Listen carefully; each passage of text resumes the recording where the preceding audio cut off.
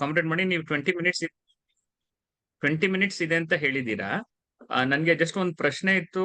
Posh act ಬಗ್ಗೆನೂ ಮಾತಾಡ್ಬೇಕಾ 5-6 ನಿಮಿಷ, ಅಥವಾ ನಾವು ಅದ್ರ ಅನುಷ್ಠಾನ ಮತ್ತೆ ಜಜ್ಮೆಂಟ್ ಅದಕ್ಕೆ ಹೋಗ್ಬಿಡೋದ ಅಂತ? ಇಲ್ಲ, ಸ್ವಲ್ಪ ಪಾಶ್ ಬಗ್ಗೆನೂ ಸ್ವಲ್ಪ ಇಂಟ್ರೊಡಕ್ಷನ್ ಕೊಟ್ಬಿಟ್ಟು, ಬಟ್ ಮೇನ್ Okay. ಫೋಕಸ್ ಈ ಸುಪ್ರೀಂ ಕೋರ್ಟ್ ಜಡ್ಜ್ಮೆಂಟ್ ಇದೆ ಅಲ್ಲ, ಆಗ Okay. ನೀವು ಮಾತ್ರ ನೀವು ಅಪ್ ಟು 30 ಮಿನಿಟ್ಸ್ ತಗೋಬಹುದು. Okay, ಸರಿ, ಆಯ್ತು ಆಯ್ತು. ಸೊ ಎಲ್ರಿಗೂ ಮತ್ತೊಮ್ಮೆ ನಮಸ್ಕಾರ. ಸೊ ಪಾಶ್ ಆಕ್ಟ್ ಬಗ್ಗೆನೆ ಒಂಚೂರು ಹೇಳ್ಬಿಟ್ಟು ಒಂದ್ 4-5 ನಿಮಿಷ ಹೇಳ್ಬಿಟ್ಟು ಕೆಲವು ಮುಖ್ಯವಾದ ಅಂಶಗಳು ಆಮೇಲೆ ಮುಂದುವರ್ಸೋಣ. ಮೊದಲನೇದಾಗಿ ನಾವು ಈ ಪಾಶ್ ಆಕ್ಟ್ ಬಗ್ಗೆ ಮಾತಾಡ್ಬೇಕಾದ್ರೆ ನಾವು ಫಸ್ಟ್ ನೆನ್ಸ್ಕೋಬೇಕಾಗಿರೋದು ಬನ್ವಾರಿ ದೇವಿ ಅವ್ರಿಗೆ. ಎಲ್ಲರಿಗೂ ಗೊತ್ತಿರೋ ಹಾಗೆ ಬನ್ವಾರಿ ದೇವಿಯವರು ರಾಜಸ್ಥಾನಲ್ಲಿ ಒಂದು ಸಾತಿನಾಗಿ ಕೆಲಸ ಮಾಡ್ತಾ ಇದ್ರು, ಅಲ್ಲಿ ಚೈಲ್ಡ್ ಮ್ಯಾರೇಜಸ್ ನ ತಡೆಯೋದಕ್ಕೋಸ್ಕರ.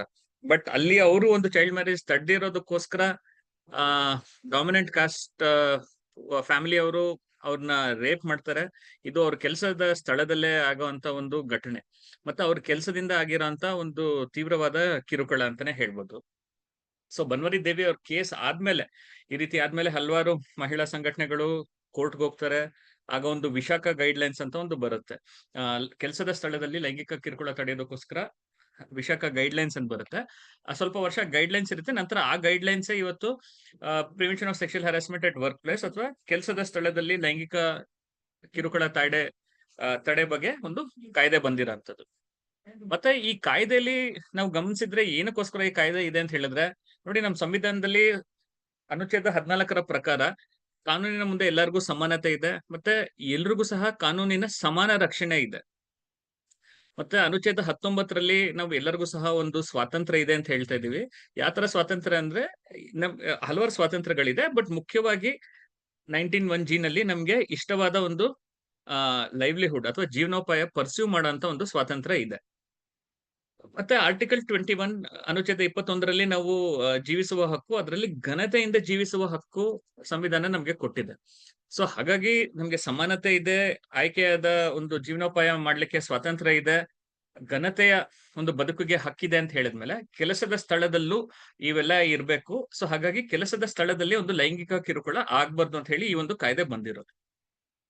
ಈ ಕಾಯ್ದೆ ಬಗ್ಗೆ ನಮ್ಗೆ ಮುಖ್ಯವಾಗಿ ಗೊತ್ತಾಗ್ಬೇಕಾಗಿರೋದು ಏನಂತ ಹೇಳಿದ್ರೆ, ಈ ಕಾಯ್ದೆ ಕೆಲವು ಒಂದು ಲೈಂಗಿಕ ಕಿರುಕುಳ ಅಂದ್ರೆ ಏನು ಅಂತ ಈ ಕಾಯ್ದೆಯಲ್ಲಿ ಡಿಫೈನ್ ಮಾಡ್ತಾರೆ. ಅದು ಬೇರೆ ಬೇರೆ ರೀತಿ ಇರ್ಬೋದು. ಅದು ಮೌಖಿಕ ಇರ್ಬೋದು, ಅದು ದೈಹಿಕ ಇರ್ಬೋದು, ಅಥವಾ ಕೆಲವು ಸನ್ನೆಗಳಿಂದ ಮಾಡೋದು ಸಹ ಇರ್ಬೋದು. ಒಂದು ನಾವು ತಿಳ್ಕೊಬೇಕು, ಈ ಆಕ್ಟ್ ಇರೋದು, ಪಾಶ್ ಆಕ್ಟ್ ಇರೋದು ಲೈಂಗಿಕ ಕಿರುಕುಳ ತಡೆಯೋದಕ್ಕೆ. It is not for all forms of gender based harassment, but sexual harassment ನ ಪ್ರಿವೆಂಟ್ ಮಾಡೋದಕ್ಕೆ. ಕೆಲವೊಂದು ಬೇರೆ ಒಂದು ಜೆಂಡರ್ ಬೇಸ್ಡ್ ಹರಾಸ್ಮೆಂಟ್ ಆಗ್ಬೋದು, for example maternity leave deny ಆಗೋದು, ಆತರ ಅದು ಈ ಆಕ್ಟ್ ವ್ಯಾಪ್ತಿಗೆ ಬರೋದಿಲ್ಲ. ಅದಕ್ಕೆ ಸಪರೇಟ್ ಬೇರೆ ಸಮಿತಿ ಅಥವಾ ಪಾಲಿಸೀಸ್ ಇರ್ಬೋದು. ಇದು ಸೆಕ್ಷುಯಲ್ ಹರಾಸ್ಮೆಂಟ್ ತಡೆಯೋದ್ರ ಬಗ್ಗೆ ಮಾತ್ರ ಈ ಒಂದು ಕಾಯ್ದೆ ಇರೋದು. ನಾನು ಹೇಳ್ದಂಗೆ ಏನ್ ಸೆಕ್ಷುಯಲ್ ಹರಾಸ್ಮೆಂಟ್ ಅಂತಾನು ಡಿಫೈನ್ ಮಾಡುತ್ತೆ. ಮತ್ತೆ ಈ ಆಕ್ಟ್ ಸುಮಾರಷ್ಟು ಮಹಿಳಾ ಸಂಘಟನೆಗಳು ಈ ಆಕ್ಟ್ ಈ ಸ್ವರೂಪದಲ್ಲೂ ಇರಬೇಕು ಅಂತ ಏನಕ್ಕೆ ಒಂದು ಮಹಿಳಾ ಚಳುವಳಿಯಿಂದ ಒತ್ತಾಯ ಬಂತು ಅಂತ ಹೇಳಿದ್ರೆ, ನೋಡಿ, ಆಲ್ರೆಡಿ ಕ್ರಿಮಿನಲ್ ಕಾನೂನಲ್ಲಿ ಮುಂಚೆ IPS ಅಥವಾ ಈಗ BNS ಅಲ್ಲಿ ಸೆಕ್ಷುಯಲ್ ಹರಾಸ್ಮೆಂಟ್ ಒಂದು ಕ್ರೈಮ್ ಆಗಿದೆ. ಬಟ್ ಎಲ್ಲಾ ಮಹಿಳೆಯರು ಒಂದು ಪೊಲೀಸ್ ಸ್ಟೇಷನ್ ಹೋಗಿ ಕಂಪ್ಲೇಂಟ್ ಕೊಡ್ಲಿಕ್ಕೆ ಇಷ್ಟಪಡೋದಿಲ್ಲ. ಕೆಲವೊಂದ್ಸತಿ ಅವ್ರಿಗೆ ಇನ್ನೊಬ್ರಿಗೆ ಶಿಕ್ಷೆ ಆಗ್ಬೇಕು ಅಂತಾನು ಇರೋದಿಲ್ಲ. ಬಟ್ ಈ ತರ ಒಂದು ಕಿರುಕುಳ ಆಗ್ತದೆ ಅಂತ ಒಂದು ಸಂಸ್ಥೆ ರೆಕಗ್ನೈಸ್ ಆಗ್ಬೇಕು, ಮತ್ತೆ ಅವ್ರ ಕಡೆಯಿಂದ ಒಂದು ಅಪಾಲಜಿ ಆದ್ರೂ ಬರ್ಬೇಕು ಅಂತ ಇರುತ್ತೆ. ಸೊ ಹಾಗಾಗಿ ಪಾಶ್ ಆಕ್ಟ್ ಬಂದ್ಬಿಟ್ಟು it is civil in nature. ನೀವು ಪಾಶ್ ಆಕ್ಟ್ ಕೆಳಗಡೆ ಕಂಪ್ಲೇಂಟ್ ಕೊಟ್ರೆ it does not lead to an FIR. But ಇದು ಪಾಶ್ ಆಕ್ಟ್ ಕೆಳಗಡೆ ಇರುವಂತ ಸಮಿತಿಗಳ ಮುಂದೆ ಹೋಗಿ ಅಲ್ಲಿ ಒಂದು ತನಿಖೆ ಆಗಿ ಒಂದು ತೀರ್ಮಾನ ಆಗುತ್ತೆ. ಬಟ್ ಒಂದೇನಂತ ಹೇಳಿದ್ರೆ, ಪಾಶ್ ಆಕ್ಟ್ ತುಂಬಾ ಸ್ಪಷ್ಟವಾಗೂ ಹೇಳುತ್ತೆ, ಯಾವ್ದಾದ್ರೂ ಮಹಿಳೆಗೆ ತನ್ನ ಕೆಲಸದ ಸ್ಥಳದಲ್ಲಿ ಲೈಂಗಿಕ ಕಿರುಕುಳ ಆದ್ರೆ ಅವ್ರ ಪೊಲೀಸ್ ಸ್ಟೇಷನ್ಗೂ ಹೋಗ್ಬೋದು. ಪಾಶ್ ಆಕ್ಟ್ ಕೆಳಗಡೆ ಏನೊಂದು ಪರಿಹಾರ ಇದೆಯೋ ಆ ಪರಿಹಾರನು ತಗೋಬಹುದು. ಇದು ಮಾಡ್ಬೋದು, ಅದು ಮಾಡ್ಬೋದು, ಅಥವಾ ಎರಡೂನು ಸಹ ಮಾಡ್ಬೋದು ಅಂತಾನು ಪಾಶ್ ಆಕ್ಟ್ ಹೇಳುತ್ತೆ. ಮತ್ತೆ ಪಾಶ್ ಆಕ್ಟ್ ಅಲ್ಲಿ ಎರಡು ಮುಖ್ಯವಾಗಿರೋದು ಏನಂತ ಹೇಳಿದ್ರೆ, ಇದು government institutes, private institutes, private organisations ಎಲ್ರಿಗೂ ಸಹ ಅಪ್ಲೈ ಆಗುತ್ತೆ. ಯಾವ ಒಂದು ಸಂಸ್ಥೆಯಲ್ಲಿ 10 ಅಥವಾ 10ಕ್ಕಿಂತ ಜಾಸ್ತಿ ಜನ ಇರ್ತಾರೋ, ಎಂಪ್ಲಾಯೀಸ್ ಇರ್ತಾರೋ, ಅಂತ ಸಂಸ್ಥೆಗೆ ಪಾಶ್ ಆಕ್ಟ್ ಅಪ್ಲೈ ಆಗುತ್ತೆ. ಸಾರಿ, ಅಂತ ಸಂಸ್ಥೆನಲ್ಲಿ ಒಂದು ಇಂಟರ್ನಲ್ ಕಮಿಟಿ, ಆಂತರಿಕ ಸಮಿತಿ ಒಂದು ಇರಬೇಕು ಅಂತ ಈ ಒಂದು ಪಾಶ್ ಆಕ್ಟ್ ಹೇಳುತ್ತೆ. ಮತ್ತೆ ಈ ಆಂತರಿಕ ಸಮಿತಿನಲ್ಲಿ ಆ ಯಾರು ಇರ್ತಾರೆ ಅಂತ ಹೇಳಿದ್ರೆ ಇಸ್ ಆ ಆ ಸಂಸ್ಥೆಯಲ್ಲೇ ಕೆಲಸ ಮಾಡ್ತಿರೋರು ಇರ್ಬೇಕು. ಅಲ್ಲಿ ಸಂಸ್ಥೆಯಲ್ಲಿ ಕೆಲಸ ಮಾಡ್ತಿರೋ ಮಹಿಳೆಯರೊಬ್ರು ಇದಕ್ಕೆ ಚೇರ್ಪರ್ಸನ್ ಆಗಿರ್ಬೇಕು, ಒಬ್ರು ಎಕ್ಸ್ಟರ್ನಲ್ ಮೆಂಬರ್ ಆಗಿರ್ಬೇಕು. ಸೊ ಒಂದು ಮಿನಿಮಮ್ 3 ಮೆಂಬರ್ಸ್ ಇರಬೇಕು ಈ ಇಂಟರ್ನಲ್ ಕಮಿಟಿನಲ್ಲಿ. ಸೊ ಇದು 10 ಅಥವಾ ಅದಕ್ಕಿಂತ ಜಾಸ್ತಿ ಮೆಂಬರ್ಸ್ ಇರೋಂತ ಎಂಪ್ಲಾಯೀಸ್ ಇರೋಂತ ಒಂದು ಸಂಸ್ಥೆಗೆ, ಅದು ಪ್ರೈವೇಟ್ ಆಗಿರ್ಬೋದು, ಗೌರ್ಮೆಂಟ್ ಆಗಿರ್ಬೋದು. ಆದ್ರೆ ಸುಮಾರಷ್ಟು ಜನಕ್ಕೆ ಒಂದು ಸಂಸ್ಥೆಯಲ್ಲಿ ಕೆಲಸ ಮಾಡೋದಿಲ್ಲ, ಅವರು ವೈಯಕ್ತಿಕವಾಗಿ ಕೆಲಸ ಮಾಡ್ತಾರೆ. ಉದಾಹರಣೆಗೆ ಬೀದಿ ವ್ಯಾಪಾರಿಗಳಿರ್ಬೋದು ಅಥವಾ ಗೃಹ ಕಾರ್ಮಿಕರು, ಅವ್ರ ಕೆಲಸ ಮಾಡೋ ಮನೆಯಲ್ಲಿ ಒಬ್ಬರೇ ಇರ್ಬೋದು. ಅಂತವ್ರಿಗೆ ಪಾಶ್ ಆಕ್ಟ್ ಕೆಳಗಡೆ ಲೋಕಲ್ ಕಮಿಟಿ ಅಂತ ಒಂದು ಸ್ಥಳೀಯ ಸಮಿತಿ ಅಂತ ಒಂದು ರಚನೆ ಮಾಡ್ಬೇಕು ಅಂತಿದೆ. ಅದು ಜಿಲ್ಲಾ ಮಟ್ಟದಲ್ಲಿ ಆ ಒಂದು ಸಮಿತಿಗಳು ರಚನೆ ಆಗ್ಬೇಕು ಅಂತ ಇದೆ. ಸೊ ಯಾವ್ದಾದ್ರು ಒಂದು ಮಹಿಳೆಗೆ ಕೆಲಸದ ಸ್ಥಳದಲ್ಲಿ ಲೈಂಗಿಕ ಕಿರುಕುಳ ಆದಾಗ ಅವರು ಈ ಇಂಟರ್ನಲ್ ಕಮಿಟಿಗೆ ಒಂದು ದೂರು ಕೊಡ್ಬೋದು ಅಥವಾ ಈ ಲೋಕಲ್ ಕಮಿಟಿಗೆ ದೂರು ಕೊಡ್ಬೋದು. ಮತ್ತೆ ಕಾಯ್ದೆ ಇನ್ನೊಂದು ಏನ್ ಹೇಳುತ್ತೆ ಅಂತ ಹೇಳಿದ್ರೆ, ಸಪೋಸ್ ಯಾರೊಬ್ರು ಮಹಿಳೆ ಒಂದು ಕಂಪನಿಲಿ ಕೆಲಸ ಮಾಡ್ತಾ ಇದ್ದಾರೆ, ಆ ಕಂಪನಿ ಹೆಡ್, ಮ್ಯಾನೇಜಿಂಗ್ ಡೈರೆಕ್ಟರ್ ಅಥವಾ ಸಿಇಒ ಅವರಿಂದನೇ ಕಿರುಕುಳ ಆದ್ರೆ ಆಗ ಇಂಟರ್ನಲ್ ಕಮಿಟಿಗೆ ಕಂಪ್ಲೇಂಟ್ ಮಾಡೋದಲ್ಲ. ಯಾಕಂದ್ರೆ the CEO are the MD ಅವರೇ ಕಂಟ್ರೋಲ್ ಮಾಡ್ತಿರ್ಬೋದು ಆ ಕಮಿಟಿನೂ ಸಹ. ಆ ತರ ಕೇಸಲ್ಲಿ ಮಾತ್ರ ಅವರು ಲೋಕಲ್ ಕಮಿಟಿಗೆ ಹೋಗ್ಬೇಕು. ಮತ್ತೆ ಈ ಸಮಿತಿ ಇದೆಯಲ್ಲ, ಸೊ ಒಂದ್ಸತಿ ಒಂದು ಮಹಿಳೆ ಒಂದು ದೂರ್ ಕೊಟ್ಮೇಲೆ ಸಮಿತಿಗೆ ಅವರು ಒಂದು ಇನ್ಕ್ವೈರಿ ತರ ಮಾಡ್ತಾರೆ. ಈ ಲೋಕಲ್ ಕಮಿಟೀಸ್ಗೆ ಅವರು ಯಾರನ್ನಾದ್ರೂ ವಿಟ್ನೆಸ್ ನ ಕರಿಬಹುದು. ಆತರ ಏನು ಒಂದು ಸಿವಿಲ್ ಕೋರ್ಟ್ ಅಲ್ಲಿ ಒಂದು ಪ್ರಕ್ರಿಯೆ ಆಗುತ್ತೋ ಆ ತರ ಒಂದು ಪ್ರಕ್ರಿಯೆ ಮಾಡ್ಬೋದು. ಅದ್ ಕಮಿಟಿ ತನಿಖೆ ಮಾಡಿದ್ಮೇಲೆ ಅದೊಂದು ತೀರ್ಮಾನಕ್ಕೆ ಬರ್ತಾರೆ, ಒಂದು ಕಿರುಕುಳ ಆಗಿದೆ ಅಥವಾ ಕಿರುಕುಳ ಆಗಿಲ್ಲ ಅಂತ ಹೇಳಿ. ಕಿರುಕುಳ ಆಗಿದೆ ಅಂತ ಹೇಳಿದ್ರೆ ಅವ್ರು ಬೇರೆ ಬೇರೆ ತರ ಒಂದು ಪನಿಷ್ಮೆಂಟ್ಸ್ ನ ಕೊಡ್ಬೋದು. ಆ punishments R any recommended action, ಇದು ರೆಕಮೆಂಡೆಡ್ ಆಕ್ಷನ್ ಮಾತ್ರ ಮ್ಯಾನೇಜ್ಮೆಂಟ್ ಅವರು ಆಕ್ಷನ್ ತಗೋಬೇಕು. ರೆಕಮೆಂಡೆಡ್ ಆಕ್ಷನ್ ಅದು ಬರೀ ನೀವು ಒಂದು ಅವ್ರಿಗೆ ಅಪಾಲಜಿ ಮಾಡಿ ಅಂತ ಹೇಳೋದಿರ್ಬೋದು, ಅಥವಾ ಅವ್ರಿಗೆ ಕಾಂಪನ್ಸೇಷನ್ ಕೊಡಿ ಅಂತ ಹೇಳೋದಿರ್ಬೋದು, ಅಥವಾ ಆ ಒಂದು ಎಂಪ್ಲಾಯ್ ಏನಿದ್ದಾರೆ ಅವ್ರನ್ನ ಸಸ್ಪೆಂಡ್ ಮಾಡಿ ಅಂತ ಹೇಳೋದಿರ್ಬೋದು, ಅಥವಾ ತುಂಬಾ ಎಕ್ಸ್ಟ್ರೀಮ್ ಇದ್ರೆ ಅವ್ರನ್ನ ಡಿಸ್ಮಿಸ್ ಮಾಡೋಂಥದ್ದು ಇರ್ಬೋದು. ಸೊ ಒಟ್ಟಾರೆ ಇದು ನಾನು ಆಗ್ಲೇ ಹೇಳ್ದಂಗೆ ಇದು ಕ್ರಿಮಿನಲ್ ಅಲ್ಲ. ಈ ತರ ಒಂದು ಪನಿಷ್ಮೆಂಟ್ ಗಳನ್ನ ಅಥವಾ ಈ ತರ ಒಂದು ಆಕ್ಷನ್ಸ್ ನ IC ಅವರು ರೆಕಮೆಂಡ್ ಮಾಡ್ಬೋದು. ಮತ್ತೆ ಇನ್ನೊಂದ್ ಏನಂತ ಹೇಳಿದ್ರೆ, ಈ ಪಾಶ್ ಆಕ್ಟ್ ಅಲ್ಲಿ ಕಂಪ್ಲೇನೆಂಟ್, ದೂರುದಾರರು ಮತ್ತೆ ಯಾರ ಬಗ್ಗೆ ಇವ್ರು ದೂರು ಕೊಟ್ಟಿದಾರಲ್ಲ ಅವ್ರಿಬ್ಬರಿಗೆ ಸಹಮತ ಇದ್ರೆ ಅವರೊಂದು ಕನ್ಸಿಲಿಯೇಷನ್ ಸಹ ಮಾಡ್ಬೋದು. ಸೊ ದಟ್ ಇನ್ಕ್ವೈರಿ ಆಗಿ ಆಕ್ಷನ್ ತಗೊಳ್ಳೋ ಬದಲು ಒಂದು ಕನ್ಸಿಲಿಯೇಷನ್. ಬಟ್ ಕನ್ಸಿಲಿಯೇಷನ್ ಅಲ್ಲಿ ಒಂದು ಫೈನಾನ್ಷಿಯಲ್ ಆಂಗಲ್ ಇರ್ಬೋದು. ಅಂದ್ರೆ ನಾನು 50,000 ಇಸ್ಕೊಂಡು ಮ್ಯಾಟರ್ ಸೆಟಲ್ ಮಾಡೋಣ, ಆ ತರ ಒಂದು ಸೆಟಲ್ಮೆಂಟ್ ಬರ್ಲಿಕ್ಕಿಲ್ಲ. ಬಟ್ ಬೇರೆ ರೀತಿ ಒಂದು ಕನ್ಸಿಲಿಯೇಷನ್ ಆಗ್ಬೋದು. ಮತ್ತೊಮ್ಮೆ ತುಂಬಾ ಮುಖ್ಯವಾಗಿ ಈ ಕಾಯ್ದೆ ಕೆಳಗಡೆ ಏನಂತ ಹೇಳಿದ್ರೆ, ಇದು ಎಲ್ಲಾ ಸತಿನೂ ಕ್ರಿಮಿನಲ್ ಜೂರಿಸ್ಟಿಕ್ಷನ್ಗೆ ಒಂದು ಕ್ರಿಮಿನಲ್ ಕೋರ್ಟು ಟ್ರಯಲ್ ಎಲ್ಲ ಮಹಿಳೆಯರಿಗೂ ಸಹ ಅದು ಸುಮಾರು ಸತಿ ಆ ಪ್ರೋಸೆಸ್ ತುಂಬಾ ಹಿಂಸೆ ಆಗುತ್ತೆ. ಸೊ ಹಾಗಾಗಿ ಈ ಆಕ್ಟ್ ಕೆಳಗಡೆ ಒಂದು ಸಿವಿಲ್ ನೇಚರ್ ನ ಒಂದು ಪ್ರಕ್ರಿಯೆನ ಅದೊಂಥರ ಎನ್ವಿಷನ್ ಮಾಡುತ್ತೆ. ಸೊ ಈ ಪಾಶ್ ಆಕ್ಟ್ ಅಲ್ಲಿ ಅದು ಒಂದು ಮೇನ್ ಪಾರ್ಟ್, ಅದು ನಾವು ತಿಳ್ಕೊಬೇಕು. ಸೊ ಇದು ಕಿರುಕುಳ ಆದಾಗ ಏನ್ ಮಾಡ್ಬೇಕು ಅಂತ ನಾನು ಹೇಳಿತ್ತು. ದೂರು ಕೊಡ್ಬೋದು, IC ಕೊಡ್ಬೋದು ಅಥವಾ LC ಕೊಡ್ಬೋದು, ಅವ್ರು ತನಿಖೆ ಮಾಡ್ತಾರೆ, ಆಕ್ಷನ್ ರೆಕಮೆಂಡ್ ಮಾಡ್ತಾರೆ, ಮ್ಯಾನೇಜ್ಮೆಂಟ್ ಆಕ್ಷನ್ ತಗೋಬಹುದು. ತುಂಬಾ ಮುಖ್ಯವಾಗಿ ಈ ಪಾಶ್ ಆಕ್ಟ್ ಕೆಳಗಡೆ ಇರೋದು ಇನ್ನೊಂದು ಏನಂತ ಹೇಳಿದ್ರೆ ಪ್ರಿವೆನ್ಷನ್, ಲೈಂಗಿಕ ಕಿರುಕುಳನ ತಡೆ ಮಾಡ್ಲಿಕ್ಕೆ ಏನ್ ಕ್ರಮ ತಗೋಬೇಕು ಅಂತ ಹೇಳಿದ್ರೆ, ಸಂಸ್ಥೆಗಳು ಎಲ್ಲ ಸಂಸ್ಥೆಲೂ ಈ ಒಂದು ಇಂಟರ್ನಲ್ ಕಮಿಟಿ ರಚನೆ ಆಗ್ಬೇಕು. ಎರಡನೇದು, ಇಂಟರ್ನಲ್ ಕಮಿಟಿಯಿಂದ ಸಂಸ್ಥೆಯಲ್ಲಿ ಕೆಲಸ ಮಾಡ್ತಿರೋಂತ ಎಂಪ್ಲಾಯೀಸ್ಗೆ ಒಂದು ಟ್ರೈನಿಂಗ್ ಆಗ್ಬೇಕಾಗಿದೆ. ಆ ಟ್ರೈನಿಂಗ್ ಅಲ್ಲಿ ಒಂದು ಈ ಕಾಯ್ದೆ ಬಗ್ಗೆನೂ ಟ್ರೈನಿಂಗ್ ಮಾಡ್ಬೇಕು. ಎರಡನೇದು, ಯಾವ ರೀತಿ ನಡ್ಕೋಬೇಕು, ಯಾವ ರೀತಿ ನಡ್ಕೊಂಡ್ರೆ ಮಹಿಳೆಯರ ಒಂದು ಘನತೆಗೆ ಧಕ್ಕೆ ಬರುತ್ತೆ, ಅದೆಲ್ಲನೂ ಸಹ ಎಲ್ಲಾ ಎಂಪ್ಲಾಯೀಸ್ಗೂ ಈ ಒಂದು ಟ್ರೈನಿಂಗು ಸಹ ಕೊಡ್ಬೇಕಾಗುತ್ತೆ. ಈ ಟ್ರೈನಿಂಗ್ ಕೊಡೋದನ್ನು ಸಹ ಈ ಒಂದು ಇಂಟರ್ನಲ್ ಕಮಿಟಿಯ ಜವಾಬ್ದಾರಿ ಆಗಿರುತ್ತೆ. ಮತ್ತೆ ಈ ಕಾಯ್ದೆಯ ಒಂದು ಮುಖ್ಯ ಭಾಗ. ಮತ್ತೆ ಎರಡನೇದು, ಈ ತರ ಒಂದು ಕಾಯ್ದೆ ಇದೆ, ಈ ಕಾಯ್ದೆ ಕೆಳಗಡೆ ಒಂದು ಸಮಿತಿ ಇದೆ, ಈ ಸಮಿತಿಲಿ ಈ ಸದಸ್ಯರಿದ್ದಾರೆ, ಅವ್ರನ್ನ ಈ ಇಮೇಲ್ ID ಅಥವಾ ಫೋನ್ ನಂಬರ್ ಮೂಲಕ ಸಂಪರ್ಕ ಮಾಡ್ಬೋದು ಅಂತ ಸಹನು ಪೋಸ್ಟರ್ಸ್ ಹಾಕ್ಬೇಕಾಗತ್ತೆ. ಆ ಸಂಸ್ಥೆನಲ್ಲಿ ಪೋಸ್ಟರ್ಸ್ ಎಲ್ಲ ಹಾಕ್ಬೇಕಾಗತ್ತೆ. ಆಮೇಲೆ ಈ ಇಂಟರ್ನಲ್ ಕಮಿಟಿಯಿಂದ ಪ್ರತಿ ವರ್ಷ ಸರ್ಕಾರಕ್ಕೆ ಒಂದು ರಿಪೋರ್ಟ್ ಕೊಡ್ಬೇಕು. ಅವ್ರ ಮುಂದೆ ಎಷ್ಟು ದೂರ ಬಂತು, ಆ ದೂರದ ತನಿಖೆ ಏನಾಯ್ತು, ಏನ್ ಆಕ್ಷನ್ ತಗೊಂಡ್ರು ಅಂತ ಸರ್ಕಾರಕ್ಕೆ ಒಂದು ರಿಪೋರ್ಟ್ ಸಹ ಕೊಡ್ಬೇಕಾಗತ್ತೆ. ಇವೆಲ್ಲ ಸಹ ಈ ಒಂದು ಪಾಶ್ ಆಕ್ಟ್ ನ ಕೆಲವು ಮುಖ್ಯವಾದ ಅಂಶಗಳು ನಾವು ತಿಳ್ಕೊಬೇಕಾಗಿರೋದು. ಇದೆಲ್ಲ ಯಾಕೆ ಹೇಳ್ದೆ ಅಂತ ಹೇಳಿದ್ರೆ, ಇದೆಲ್ಲಾನು ಸಹ ಈಗ ನಾವೇನು ಚರ್ಚೆ ಮಾಡ್ತೀವಲ್ಲ, ಈ ಸುಪ್ರೀಂ ಕೋರ್ಟ್ ತೀರ್ಪು ಬಗ್ಗೆ ಏನ್ ಚರ್ಚೆ ಮಾಡ್ತೀವಿ, ಈ ಒಂದು ತೀರ್ಪಿಗೆ ಇದೆಲ್ಲಾನು ಸಹ ಅನ್ವಯ ಆಗುತ್ತೆ. ಸೊ ಹಾಗಾಗಿ ಇದನ್ನೆಲ್ಲ ತಿಳ್ಕೊಳ್ಳೋದು ಮುಖ್ಯ. ಇನ್ನೊಂದು ಪಾಶ್ ಆಕ್ಟ್ ಅಲ್ಲಿ ಒಂದು ಅಂಶ ನಾನು ಹೇಳದ್ ಮರ್ತೆ. ಈ ಪಾಶ್ ಆಕ್ಟ್ ಅಲ್ಲಿ ಯಾರಾದ್ರೂ ಆ ಫಾಲ್ಸ್ ಕಂಪ್ಲೇಂಟ್ ಕೊಟ್ರೆ ಅದಕ್ಕೆ ಒಂದು ಪನಿಷ್ಮೆಂಟ್ ಅಂತ ಹೇಳ್ತಾರೆ. ಫಾಲ್ಸ್ ಕಂಪ್ಲೇಂಟ್ ಅಂದ್ರೆ ಈಗ ಫಾರ್ ಎಕ್ಸಾಂಪಲ್ ನನ್ಗೆ ಕಿರುಕುಳ ಆಗಿದೆ, ನಾನೊಂದು ದೂರು ಕೊಡ್ತೀನಿ. ಬಟ್ ಆ ದೂರು ಆ, ಅದು ಎವಿಡೆನ್ಸ್ ಇಲ್ಲದೆ ಅದನ್ನ ಪ್ರೂವ್ ಮಾಡಕ್ ಆಗೋದಿಲ್ಲ. ಅಂತ ದೂರ್ನ ಫಾಲ್ಸ್ ಕಂಪ್ಲೇಂಟ್ ಅಂತ ಪರಿಗಣಿಸಲಾಗೋದಿಲ್ಲ. ಉದ್ದೇಶಪೂರ್ವಕವಾಗಿ ಉದ್ದೇಶಪೂರ್ವಕವಾಗಿ ಯಾರಾದ್ರೂ ಒಂದು ಕಂಪ್ಲೇಂಟ್ ನ ಸುಳ್ಳು ಕಂಪ್ಲೇಂಟ್ ನ ಕೊಟ್ರೆ ಅಂತ ಒಂದು ಕಂಪ್ಲೇಂಟ್ ಮಾತ್ರ ಒಂದು ಫಾಲ್ಸ್ ಕಂಪ್ಲೇಂಟ್ ಅಂತ ಅಥವಾ ಮೆಲಿಷಿಯಸ್ ಕಂಪ್ಲೇಂಟ್ ಅಂತ ಕನ್ಸಿಡರ್ ಮಾಡ್ತಾರೆ. ಅಂತ ಒಂದು ಕಂಪ್ಲೇಂಟ್ ಮಾತ್ರ ಆಕ್ಷನ್ ನ ರೆಕಮೆಂಡ್ ಮಾಡ್ತಾರೆ. ಮತ್ತೆ ಈ ಕಾಯ್ದೆಯಲ್ಲಿ ಬೇರೆ ಬೇರೆ ಅಂಶಗಳು ಇರ್ತವೆ. ಫಾರ್ ಎಕ್ಸಾಂಪಲ್ ಎಷ್ಟು ಟೈಮ್ ಲೈನ್ ಒಳಗಡೆ ಆಗ್ಬೇಕು, ಎಷ್ಟು ದಿವಸದ ಒಳಗಡೆ ತನಿಖೆ ಆಗ್ಬೇಕು ಅಂತೆಲ್ಲ ಇದೆ. ಸೊ ಒಂದು ಘಟನೆ ಆಗಿ 3 ತಿಂಗಳ ಒಳಗಡೆ ದೂರು ಕೊಡ್ಬೇಕು. ಆಮೇಲೆ ದೂರು ಅವ್ರ ಸ್ವೀಕಾರ ಆದ್ಮೇಲೆ 90 ಡೇಸ್ ಒಳಗಡೆ ಇನ್ಕ್ವೈರಿ ಮಾಡ್ಬೇಕು. ಆ ರೀತಿನೂ ಎಲ್ಲ ಈ ಕಾಯ್ದೆ ಕೆಳಗಡೆ ಸ್ವಲ್ಪ ಟೈಮ್ ಲೈನ್ಸ್ ಅದೆಲ್ಲಾನು ಸಹ ಇದೆ. ಮತ್ತೆ ಇನ್ಕ್ವೈರಿ ನಡೀತಿರ್ಬೇಕಾದ್ರೆ ಆ ಮಹಿಳೆಗೆ ಆ ಯಾವ ತರ ಮಾಡ್ಬೋದು ಅಂತ ಹೇಳಿದ್ರೆ, ಫಾರ್ ಎಕ್ಸಾಂಪಲ್ ಒಂದು ಮಹಿಳೆ ಸೂಪರ್ವೈಸರ್ ಮೇಲೆ ಕಂಪ್ಲೇಂಟ್ ಕೊಟ್ಟಿದ್ದಾರೆ ಅಂತ ಹೇಳಿದ್ರೆ ತನಿಖೆ ನಡೆಯೋಷ್ಟು ಟೈಮು ಆ ಮಹಿಳೆ ಆ ಸೂಪರ್ವೈಸರ್ ಕಂಪ್ಲೇಂಟ್ ಮಾಡಿದ್ರೆ ಬೇರೆಯವ್ರಿಗೆ ರಿಪೋರ್ಟ್ ಮಾಡೋದು ಮಾಡ್ಬೋದು. ಅಥವಾ ಆ ಸೂಪರ್ವೈಸರ್ ನ ಒಂದು ಟ್ರಾನ್ಸ್ಫರ್ ಮಾಡ್ಬೋದು. ಅಥವಾ ಸೂಪರ್ವೈಸರ್ ಅಷ್ಟು ದಿವಸ ಆಫೀಸಿಗೆ ಬರ್ಬಾರ್ದು ಅಂತ ಹೇಳೋದಿರ್ಬೋದು. ಅಥವಾ ಅವನ್ ಮಹಿಳೆಗೆ ಕಾಂಟ್ಯಾಕ್ಟ್ ಮಾಡಬೇಡಿ ಅಂತ ಹೇಳೋದಿರ್ಬೋದು. ಈ ರೀತಿ ಒಂದು ಹಲವಾರು ಆ ಒಂದು ಡೈರೆಕ್ಷನ್ಸ್ ಇದೆ. ಒಟ್ಟಾರೆ ಏನಂತ ಹೇಳಿದ್ರೆ, ದೂರು ನಡೀತಿರ್ಬೇಕಾದ್ರೆ ಆ ಮಹಿಳೆಗೆ ಒಂಥರ ಒಂದು ಅವ್ರ ಪ್ರೈವಸಿನೂ ಕಾಪಾಡ್ಬೇಕು, ಎರಡನೇದು ಅವ್ರಿಗೆ ಜಾಸ್ತಿ ಆತಂಕನೂ ಆಗದೆ ಇರೋ ತರ ಮತ್ತಷ್ಟು ಕಷ್ಟ ಆಗದೆ ಇರೋ ತರ ನೋಡ್ಕೋಬೇಕು. ಈ ಪಾಶ್ ಆಕ್ಟ್ ಬಗ್ಗೆ ಒಂದು ಕ್ರಿಟಿಸಿಸಮ್ ಏನಿದೆ ಅಂತ ಹೇಳಿದ್ರೆ, ಈ ಇಂಟರ್ನಲ್ ಕಮಿಟಿಗೆ ಈ ತರ ಪ್ರೋಸೆಸ್ ಇದೆ, ಈ ತರ ಮಾಡ್ಬೇಕು, ಟ್ರೈನಿಂಗ್ ಮಾಡ್ಬೇಕು, ಈ ತರದೆಲ್ಲ ಇದೆ. ಆದ್ರೆ ನಮ್ಮ ದೇಶದಲ್ಲಿ ದುಡಿಯುವ ಮಹಿಳೆಯರು ಬಹಳಷ್ಟು ಜನ ಇರೋದು ಅನ್ಆರ್ಗನೈಸ್ ಸೆಕ್ಟರ್ಸ್ ಅಲ್ಲಿ. ಅನ್ಆರ್ಗನೈಸ್ ಸೆಕ್ಟರ್ ಅಲ್ಲೇ ಬಹಳಷ್ಟು ಜನ ಇರೋದು. ಆದ್ರೆ ಅನ್ಆರ್ಗನೈಸ್ ಸೆಕ್ಟರ್ ಮಹಿಳೆಗೆ ಈ ಆಕ್ಟ್ ಕೆಳಗಡೆ ಇರೋದು ಅಂತ ಹೇಳಿದ್ರೆ local committee. So for example ಬೀದಿ ವ್ಯಾಪಾರಿ ಆಗಿರ್ಬೋದು, ನಾನು ಹೇಳ್ದಂಗೆ, ಅಥವಾ ಒಂದು ಗೃಹ ಕಾರ್ಮಿಕರಾಗಿರ್ಬೋದು, ಅಥವಾ ಬಿಡಿ ರೋಲ್ ಮಾಡ್ತಾರಲ್ಲ ಅವ್ರಾಗಿರ್ಬೋದು, ಅಥವಾ ಒಂದು ತೋಟದಲ್ಲಿ ಕೆಲಸ ಮಾಡಿರೋರಾಗಿರ್ಬೋದು, ಅಥವಾ ನೀವು ನೋಡಿರ್ಬೋದು ಈ ನಡುವೆ ಒಂದು ಸೂಪರ್ ಮಾರ್ಕೆಟ್ಗೆ ಅಥವಾ ಒಂದು ದೊಡ್ಡ ದಿನಸಿ ಅಂಗಡಿಗೆ ಹೋದ್ರೆ ಕೆಲವರು ವಯಸ್ಸಾಗಿರೋಂಥ ಮಹಿಳೆಯರು ಕೂತ್ಕೊಂಡು ಈ ಬೆಳ್ಳುಳ್ಳಿ ಸಿಪ್ಪೆ ತೆಗಿಯೋದಿರ್ಬೋದು, ಅಥವಾ ಅಕ್ಕಿ ಆರ್ಸೋದಿರ್ಬೋದು, ಆ ತರ ಕೆಲ್ಸಗಳೆಲ್ಲ ಮಾಡ್ತಾ ಇರ್ತಾರೆ.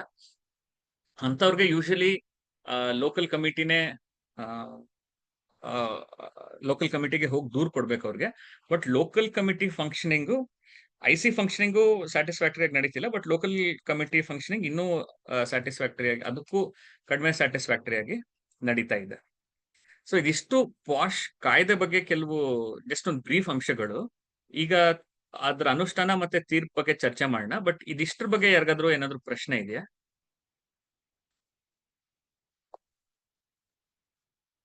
ಅಲ್ಲ, ನೀವು ಮುಗಿಸ್ಬಿಟ್ರೆ ಆಮೇಲೆ ಒನ್ಸ್ ಫಾರ್ ಆಲ್ ಕೇಳ್ಬೋದು ಸರ್. ಸರಿ, ಆಯ್ತು. ಓಕೆ ಸರಿ, ಆಯ್ತು. ಒನ್ಸ್ ಅಂಡ್ ಫಾರ್ ಆಲ್ ತಗೊಳ್ಳೋಣ. ಈಗ ಇಮಿಡಿಯೇಟ್ ಆಗಿ ನಾವು ಈ ಚರ್ಚೆ ಏನಕ್ಕೆ ಮಾಡಕ್ ಹೊರಟ್ವಿ ಅಂತ ಹೇಳಿದ್ರೆ, ಸುಪ್ರೀಂ ಕೋರ್ಟ್ ಒಂದು ಪ್ರಕರಣ ಹಿಯರ್ ಮಾಡ್ತಾ ಇದೆ. Aureliano Fernandes versus the state of Goa and others ಅಂತ ಒಂದು ಪ್ರಕರಣ ನಡೀತಾ ಇದೆ. ಒಂದು 2 ವರ್ಷದಿಂದ ಈ ಒಂದು ಪ್ರಕರಣ ನಡೀತಾ ಇದೆ. 2023 ಟೈಮ್ ಇಂದ ನಡೀತಾ ಇದೆ. ಇತ್ತೀಚೆಗೆ ಒಂದು ತೀರ್ಪು ಬಂತು. ಆ ತೀರ್ಪಲ್ಲಿ ಸರ್ವೋಚ್ಚ ನ್ಯಾಯಾಲಯ ಏನ್ ಹೇಳ್ತು ಅಂತ ಹೇಳಿದ್ರೆ, ಎಲ್ಲಾ ರಾಜ್ಯ ಸರ್ಕಾರಗಳಿಗೆ ನಿರ್ದೇಶನ ನೀಡಿದೆ. ಆಯಾ ರಾಜ್ಯ ಸರ್ಕಾರಗಳು ಆ ಸರ್ಕಾರದ ಚೀಫ್ ಲೇಬರ್ ಕಮಿಷನರು ಮತ್ತೆ ಡಿಸ್ಟ್ರಿಕ್ಟ್ ಲೆವೆಲ್ ಅಲ್ಲಿ ಲೇಬರ್ ಆಫೀಸರ್ಸ್ ಮೂಲಕ ಐಸಿಗಳು, ಪ್ರತಿಯೊಂದು ಖಾಸಗಿ ಸಂಸ್ಥೆ ಮತ್ತೆ ಸರ್ಕಾರಿ ಸಂಸ್ಥೆ ಇಂಟರ್ನಲ್ ಕಮಿಟಿ ರಚನೆ ಆಗಿದೆಯೋ ಇಲ್ವೋ, ಅಂದ್ರೆ ನಾನು ಆಗ್ಲೇ ಹೇಳ್ದಂಗೆ ಆಂತರಿಕ ಸಮಿತಿ ಅಂತ ಏನ್ ಹೇಳ್ತೀವಿ ಪಾಶ್ ಆಕ್ಟ್ ಕೆಳಗಡೆ, ಅದು ರಚನೆ ಆಗಿದೆಯೋ ಇಲ್ವೋ ಅಂತ ಈ ತೀರ್ಪು ಬಂದು 6 ವಾರದೊಳಗಡೆ ಅವರು ಮಾಡ್ಬೇಕು ಅಂತ ಹೇಳಿದ್ದಾರೆ. ಮತ್ತೆ ಈ ಪ್ರಕರಣನ ಮತ್ತೆ 14th ಅಕ್ಟೋಬರ್ ಲಿಸ್ಟ್ ಮಾಡ್ಬೇಕು ಅಂತ ಸಹ ಹೇಳಿದ್ದಾರೆ. ಸೊ ಇದು ಒಂದು ಮುಖ್ಯವಾದ ಇದು ಒಂದು ಇಂಟ್ರಿಮ್ ಆರ್ಡರ್ ಅಷ್ಟೇ. ಇದು ಫೈನಲ್ ಜಜ್ಮೆಂಟ್ ಅಲ್ಲ ಯಾವುದೇ ಒಂದು ಕೇಸಲ್ಲಿ. ಇಂಟ್ರಿಮ್ ಆರ್ಡರ್ ಮತ್ತೆ ನಾನು ಹೇಳ್ದಂಗೆ ಅಕ್ಟೋಬರ್ 14th ಕಳಿಸಿದ್ದಾರೆ. ಯಾಕೆ ಈ ಒಂದು ತೀರ್ಪು ಮುಖ್ಯ ಆಗುತ್ತೆ ಅಂತ ನಾವು ಸ್ವಲ್ಪ ಚರ್ಚೆ ಮಾಡ್ಕೋಬೇಕು. ಮತ್ತೆ ಈ ಒಂದು ಈ ಕಾಯ್ದೆ ಯಾವ ತರ ಒಂದು ಅವಕಾಶಗಳು ನಮ್ಗೆ ಕೊಡುತ್ತೆ, ಮತ್ತೆ ಕಾಯ್ದೆ ಅನುಷ್ಠಾನಕ್ಕಿರೋ ಒಂದು ಅಡಚಣೆಗಳು ಸಹ ಏನು ಅಂತ, ಅಥವಾ ಸವಾಲ್ಗಳು ಏನು ಅಂತಾನು ಸಹ ನಾವು ಸ್ವಲ್ಪ ಚರ್ಚೆ ಮಾಡ್ಕೊಳ್ಳೋಣ. ನಾನು ಫಸ್ಟೇ ಹೇಳ್ದಂಗೆ ಈ ಕಾಯ್ದೆಯಲ್ಲಿ ಒಂದು ಸಮಸ್ಯೆ ಏನಂತ ಹೇಳಿದ್ರೆ, LC local committee, for example ಬೆಂಗಳೂರಲ್ಲೂ ಸಹ ಲೋಕಲ್ ಕಮಿಟಿ ಎಲ್ಲಿದೆ ಅಂತ ನಿಮ್ಗೆ ಗೊತ್ತಾಗೋದಿಲ್ಲ. ಬೆಂಗಳೂರಲ್ಲಿ ಲಕ್ಷಾಂತರ ಜನ ಬೀದಿ ವ್ಯಾಪಾರಿಗಳು, ಗೃಹ ಕಾರ್ಮಿಕರು ಇದ್ದಾರೆ. ಬಟ್ ನಾವು ಅವ್ರಿಗೆ ಯಾರಿಗಾದ್ರೂ ಕಿರುಕುಳ ಆದ್ರೆ ಎಲ್ಲಿಗೆ ಹೋಗ್ಬೇಕು ಅಂತ, ಲೋಕಲ್ ಕಮಿಟಿ ಎಲ್ಲಿದೆ ಅಂತ ಗೊತ್ತಿಲ್ಲ, ಅದ್ರ ಆಫೀಸ್ ಎಲ್ಲಿದೆ ಗೊತ್ತಿಲ್ಲ, ಅದ್ರ ನಂಬರ್ ಗೊತ್ತಿಲ್ಲ, ಅಥವಾ ಇಮೇಲ್ ಐಡಿ ಗೊತ್ತಿಲ್ಲ. ಮತ್ತೆ ಹಲವಾರು ಜಿಲ್ಲೆಗಳಲ್ಲಿ, ಕರ್ನಾಟಕದಲ್ಲೂ ಸಹ ಲೋಕಲ್ ಕಮಿಟಿ ರಚನೆನೇ ಆಗಿಲ್ಲ. ಕಮಿಟಿ ರಚನೆ ಆದ್ರೂ ಸಹ ನಾನು ಹೇಳ್ದಂಗೆ ಇದ್ರ ಸ್ಟ್ರಕ್ಚರ್ ಅಲ್ಲೇ ಪ್ರಾಬ್ಲಮ್ ಇದೆ. ಯಾಕಂತ ಹೇಳಿದ್ರೆ ಒಂದು ಇಡೀ ಜಿಲ್ಲೆಗೆ ನಾವು ಒಂದು ಸಮಿತಿನ ಹೇಳ್ತಾ ಇದ್ದೀವಿ. ಸೊ ನೀವು ಫಾರ್ ಎಕ್ಸಾಂಪಲ್ ತುಮಕೂರು ಜಿಲ್ಲೆ ಅಂತ ತಗೊಂಡ್ರೆ, ನೀವು ಪಾವಗಡದಲ್ಲಿ ಇರ್ಬೋದು, ಗುಬ್ಬಿಲಿ ಇರ್ಬೋದು, ಬೇರೆ ಎಲ್ಲೋ ಇರ್ಬೋದು, ಎಲ್ಲರೂ ಸಹ ಡಿಸ್ಟ್ರಿಕ್ಟ್ ಹೆಡ್ ಕ್ವಾರ್ಟರ್ಸ್ಗೆ ಬಂದು ಅಲ್ಲಿ ದೂರ್ನ ಕೊಡ್ಬೇಕು. ಆಲ್ರೆಡಿ ಅಸಂಘಟಿತ ಕ್ಷೇತ್ರದಲ್ಲಿ ಮಹಿಳೆಯರು ಕೆಲಸ ಮಾಡ್ತಿರೋರು, ಅವ್ರಿಗೆ ಬಡತನ ಇರ್ಬೋದು, ಅಥವಾ ಒಂದು ಜಾತಿ ದೌರ್ಜನ್ಯದ ಸಮಸ್ಯೆ ಇರ್ಬೋದು, ಬೇರೆ ಬೇರೆ ತರ ಸಮಸ್ಯೆ ಇರ್ಬೋದು. ಸೊ ಅವರೊಂದು ಜಿಲ್ಲಾ ಮಟ್ಟದಲ್ಲಿ ಬಂದು ಕಂಪ್ಲೇಂಟ್ ಫೈಲ್ ಮಾಡ್ಬೇಕು ಅಂದ್ರೆ ಕಷ್ಟ ಆಗುತ್ತೆ.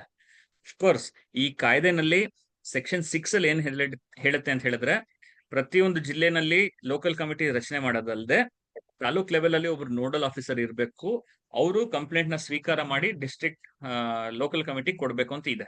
ಆದ್ರೆ ಲೋಕಲ್ ಕಮಿಟಿನೇ ರಚನೆ ಆಗದೆ ಇರೋಂತ ಒಂದು ಸಂದರ್ಭದಲ್ಲಿ ಪ್ರತಿಯೊಂದು ತಾಲೂಕಲ್ಲಿ ನೋಡಲ್ ಆಫೀಸರ್ ಎಲ್ಲಿ ಇದ್ದಾರೆ ಅಂದ್ರೆ ನೋಡಲ್ ಆಫೀಸರು ಸಹ ಇಲ್ಲ. ಸೊ ಒಂದು ಈ ಕಾಯ್ದೆ ಅನುಷ್ಠಾನದಲ್ಲಿ ಲೋಕಲ್ ಕಮಿಟಿಗಳು ರಚನೆ ಆಗಿಲ್ಲ ಹಲವಾರು ಕಡೆ. ಎರಡನೇದು ಇಂಟರ್ನಲ್ ಕಮಿಟಿಗೆ ಬರೋಣ. ಇಂಟರ್ನಲ್ ಕಮಿಟಿಗಳು ಚೆನ್ನಾಗಿ ಫಂಕ್ಷನ್ ಆಗ್ತಾ ಇದಾವ ಒಂದಂತೂ ನಾವು ಹೇಳ್ಬೋದು. ಈ ಕಾಯ್ದೆ ಬಂದ್ಮೇಲೆ ಸುಮಾರಷ್ಟು ಸಂಸ್ಥೆಗಳಲ್ಲಿ ಇಂಟರ್ನಲ್ ಕಮಿಟಿಗಳಿದ್ದಾವೆ. ಅದು ಫಾರ್ ಎಕ್ಸಾಂಪಲ್ ಒಂದು ಟ್ರಾವೆಲ್ ಏಜೆನ್ಸಿ ಇರ್ಬೋದು, IISc ತರ ಒಂದು ಇನ್ಸ್ಟಿಟ್ಯೂಟ್ ಇರ್ಬೋದು, ALF ತರ ಒಂದು NGO ಇರ್ಬೋದು, ಹಲವಾರು ಕಡೆ, ಅಥವಾ ಬೇರೆ ಬೇರೆ ಸಾಫ್ಟ್ವೇರ್ ಕಂಪ್ನಿಗಳಿರ್ಬೋದು, ಹಲವಾರು ಕಡೆ ಒಂದು ಇಂಟರ್ನಲ್ ಕಮಿಟಿ ಅಂತೂ ರಚನೆ ಆಗಿದೆ. ALF ಅಲ್ಲೂ ಸಹ ನಾವು ಒಂದು ಇಂಟರ್ನಲ್ ಕಮಿಟಿ ರಚನೆ ಮಾಡ್ಕೊಂಡಿದ್ದೀವಿ.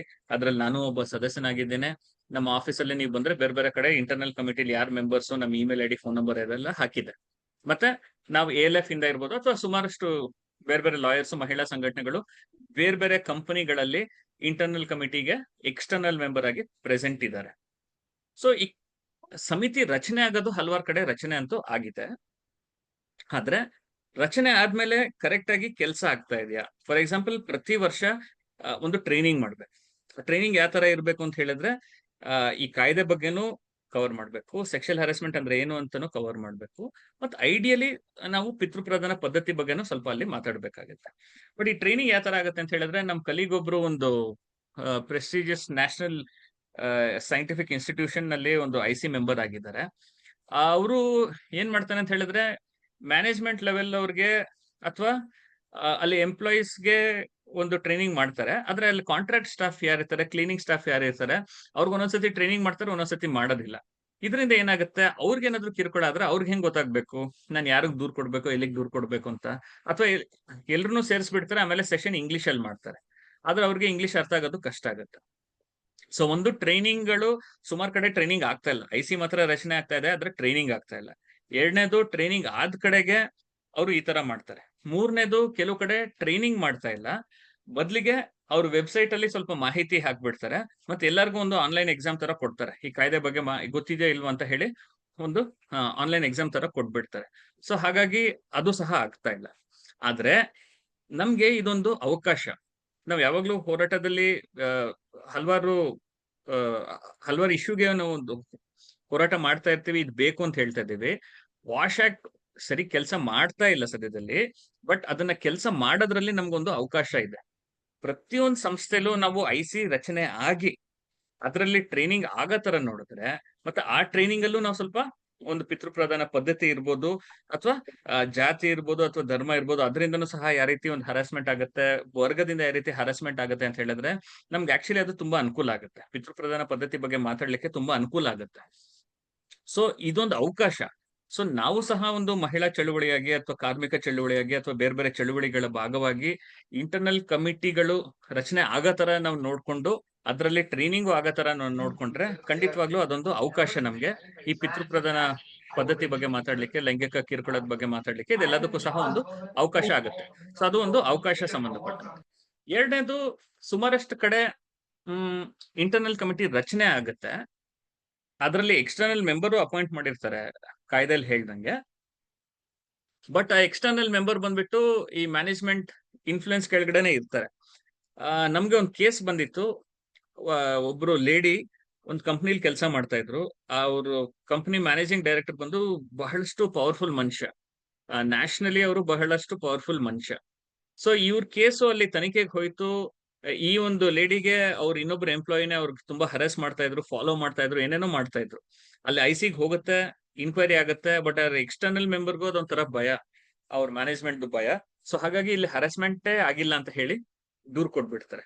ಸೊ ಕೆಲವು ಕಡೆ ಕಮಿಟಿ ರಚನೆ ಆಗಿ ದೂರ್ ಕೊಟ್ರು ಸಹ ಈ ತರ ಆಗ್ತಾ ಇದೆ. ಇನ್ ಕೆಲವು ಕಡೆ ಕಮಿಟಿ ರಚನೆ ಆಗತ್ತೆ, ದೂರ್ ಕೊಟ್ಟಾಗ ಕಮಿಟಿಗೆ ತನಿಖೆ ಯಾವ ತರ ಮಾಡ್ಬೇಕು ಅಂತ ಗೊತ್ತಿಲ್ಲ, ಯಾವ ರೀತಿ ಮಾಡ್ಬೇಕು, ಹೆಂಗ್ ಮಾಡ್ಬೇಕು ಅಂತ ಅವ್ರಿಗೆ ಟ್ರೈನಿಂಗ್ ಇಲ್ಲ. ಕೆಲವು ಕಡೆ ಕಮಿಟಿ ಅವ್ರಿಗೆ ಟ್ರೈನಿಂಗ್ ಇಲ್ಲ, ಯಾವ ತರ ನಾವು ಮುಂದೆ ನಡ್ಸ್ಕೊಂಡು ಹೋಗ್ಬೇಕು, ಯಾವ ತರ ನಾವು ಎವಿಡೆನ್ಸ್ ನೋಡ್ಬೇಕು. ಇನ್ನೊಂದ್ ಏನಾಗುತ್ತೆ ಅಂತ ನೋಡಿ, ಫಾರ್ ಎಕ್ಸಾಂಪಲ್ ಒಂದ್ ಕಂಪ್ನಿಲಿ ಇಬ್ರು ಕೆಲಸ ಮಾಡ್ತಾ ಇರ್ತಾರೆ. ಒಂದು ಒಂದ್ ರೂಮ್ ಅಲ್ಲಿ ಅವ್ರಿಬ್ರು ಕೂತಿದ್ದಾಗ ಈ ಗಂಡಸು ಹೆಂಗಸಿಗೆ ಒಂದು ಲೈಂಗಿಕ ಕಿರುಕುಳ ಮಾಡ್ತಾರೆ. ಫಾರ್ ಎಕ್ಸಾಂಪಲ್ ಫೋನ್ ಅಲ್ಲಿ ಏನೋ ಪೋರ್ನೋಗ್ರಫಿ ತೋರ್ಸೋದ, ಅಥವಾ ಅವ್ರ ಮೈ ಮೇಲೆ ಒಂಥರ ಸೆಕ್ಷುಯಲ್ ಆಗಿ ಕಮೆಂಟ್ ಮಾಡೋದ ಏನೋ ಮಾಡ್ತಾರೆ. ಆ ಲೇಡಿ ದೂರ್ ಕೊಡ್ತಾರೆ. ಬಟ್ ಅಲ್ಲಿ ಬೇರೆ ಯಾರು ಕೇಳಿಸ್ಕೊಂಡಿಲ್ಲ. ಸೊ ಬೇರೆ ಯಾರು ಕೇಳಿಸ್ಕೊಂಡಿಲ್ಲ ಅಂತ ಹೇಳಿದಾಗ ನಾವ್ ಹೆಂಗೆ ಅದನ್ನ ಎವಿಡೆನ್ಸ್ ಮಾಡೋದು, ನಾವ್ ಯಾವ ರೀತಿ ಎವಿಡೆನ್ಸ್ ನೋಡ್ಬೇಕು, ಯಾವ ರೀತಿ ಎವಿಡೆನ್ಸ್ ನೋಡ್ಬೋದು ಅಂದ್ರೆ, ಅಲ್ಲಿ ಯಾರು ನೋಡಿಲ್ಲ, ಬಟ್ ಸಪೋಸ್ ಈ ಲೇಡಿ ಬೇರೆ ಯಾರಿಗಾದ್ರು ಹೇಳಿರ್ಬೋದು, ಅಥವಾ ಈ ರೂಮಿಂದ ಆಚೆ ಹೋದಾಗ ಅವ್ರು ಹತ್ತಿರ್ಬೋದು, ಅದನ್ನ ಬೇರೆ ಯಾರಾದ್ರೂ ನೋಡಿರ್ಬೋದು. ಆ ರೀತಿ ಎಲ್ಲ ಎವಿಡೆನ್ಸ್ ಸಹ ಕಲೆಕ್ಟ್ ಮಾಡ್ಕೋಬಹುದು. ಅಂದ್ರೆ ಈ ರೀತಿ ಯಾವ ತರ ಮಾಡ್ಬೇಕು, ಪ್ರೊಸೀಜರ್ ಏನಿದೆ ಅಂತ ಹೇಳಿ ಹಲವಾರು ಐಸಿ ಮೆಂಬರ್ಗಳಿಗೆ ಟ್ರೈನಿಂಗ್ ಇಲ್ಲ. ನಾವು ಕೆಲವು ಸರ್ಕಾರಿ ಸಂಸ್ಥೆಯವ್ರಿಗೂ ಇಂಟರ್ವ್ಯೂ ಮಾಡಿದ್ವಿ ಒಂದು ರಿಸರ್ಚ್ ಪ್ರಾಜೆಕ್ಟ್ ಭಾಗವಾಗಿ. ಸಾರಿಗೆ ನಿಗಮಗಳ ಕೆಲವ್ರ ಕಡೆ ನಾವು ವಿಚಾರಿಸಿದಾಗ ಅಲ್ಲಿರೋ ಐಸಿ ಮೆಂಬರ್ಸ್ ಏನ್ ಹೇಳಿದ್ರು ಅಂತ ಹೇಳಿದ್ರೆ, ಒಂದು ನಮ್ಗೆ ಜಾಸ್ತಿ ಟ್ರೈನಿಂಗ್ ಇಲ್ಲ, ಒಂದು. ಎರಡನೇದು, ನಮ್ಮಲ್ಲಿರೋ ಎಕ್ಸ್ಟರ್ನಲ್ ಮೆಂಬರ್ 10 ವರ್ಷದಿಂದ ಅದೇ ಎಕ್ಸ್ಟರ್ನಲ್ ಮೆಂಬರ್ ಇದ್ದಾರೆ ಅಂತ ಹೇಳಿದ್ರು. 10 ವರ್ಷದಿಂದ ಒಂದು ಸಂಸ್ಥೆಯಲ್ಲಿ ಸೇಮ್ ಎಕ್ಸ್ಟರ್ನಲ್ ಮೆಂಬರ್ ಇದ್ರೆ ಏನಾಗುತ್ತೆ ಅಂತ ಹೇಳಿದ್ರೆ, ಅವ್ರೊಂಥರ ಮ್ಯಾನೇಜ್ಮೆಂಟ್ ಪರವಾಗಿರುವಂತ ವ್ಯಕ್ತಿ ಆಗ್ಬಿಡ್ತಾರೆ. ಆ ರೀತಿ ಆಗ್ಬಾರ್ದು. ಸೊ ಈಗ ಫಾರ್ ಎಕ್ಸಾಂಪಲ್ ನಾವು ALF ಅಲ್ಲಿ ನೋಡಿದ್ರೆ, ನಾವು ಪ್ರತಿ 3 ವರ್ಷಕ್ಕೆ ನಮ್ಮ ಎಕ್ಸ್ಟರ್ನಲ್ ಮೆಂಬರ್ ನ ಚೇಂಜ್ ಮಾಡ್ತೀವಿ. 2 ವರ್ಷಕ್ಕೆ 3 ವರ್ಷಕ್ಕೆ ಚೇಂಜ್ ಮಾಡ್ತೀವಿ, ಯಾಕೆಂದ್ರೆ ಸೇಮ್ ಮೆಂಬರ್ ಆಗಿರ್ಬಾರ್ದು ಅಂತ ಹೇಳಿ. ಸೊ ಹಾಗಾಗಿ ಈ ಒಂದು ಕಾಯ್ದೆಯ ಅನುಷ್ಠಾನದಲ್ಲಿ ಹಲವಾರು ಸಮಸ್ಯೆಗಳಿದೆ.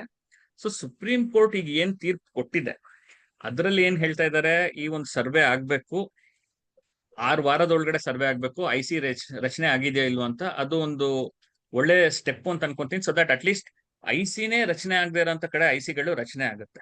ಬಟ್ ನಾನೇನ್ ಹೇಳ್ತಾ ಇದ್ದೀನಿ, ಈ ಕೇಸ್ನ ನಾವು ಸಹ ಫಾಲೋ ಅಪ್ ಮಾಡಿ, ಒಂದು ಕರ್ನಾಟಕದಲ್ಲೂ ಏನಾಗ್ತಾ ಇದೆ, ನಾವು ಲೇಬರ್ ಡಿಪಾರ್ಟ್ಮೆಂಟ್ಗೂ ನಾವು ಮೀಟ್ ಮಾಡ್ಬೇಕು. ಯಾಕಂದ್ರೆ ಇದು ಲೇಬರ್ ಕಮಿಷನರ್ ಅವರ ಒಂದು ನೇತೃತ್ವದಲ್ಲಿ ಇದಾಗಬೇಕು ಅಂತ ಹೇಳಿದೆ.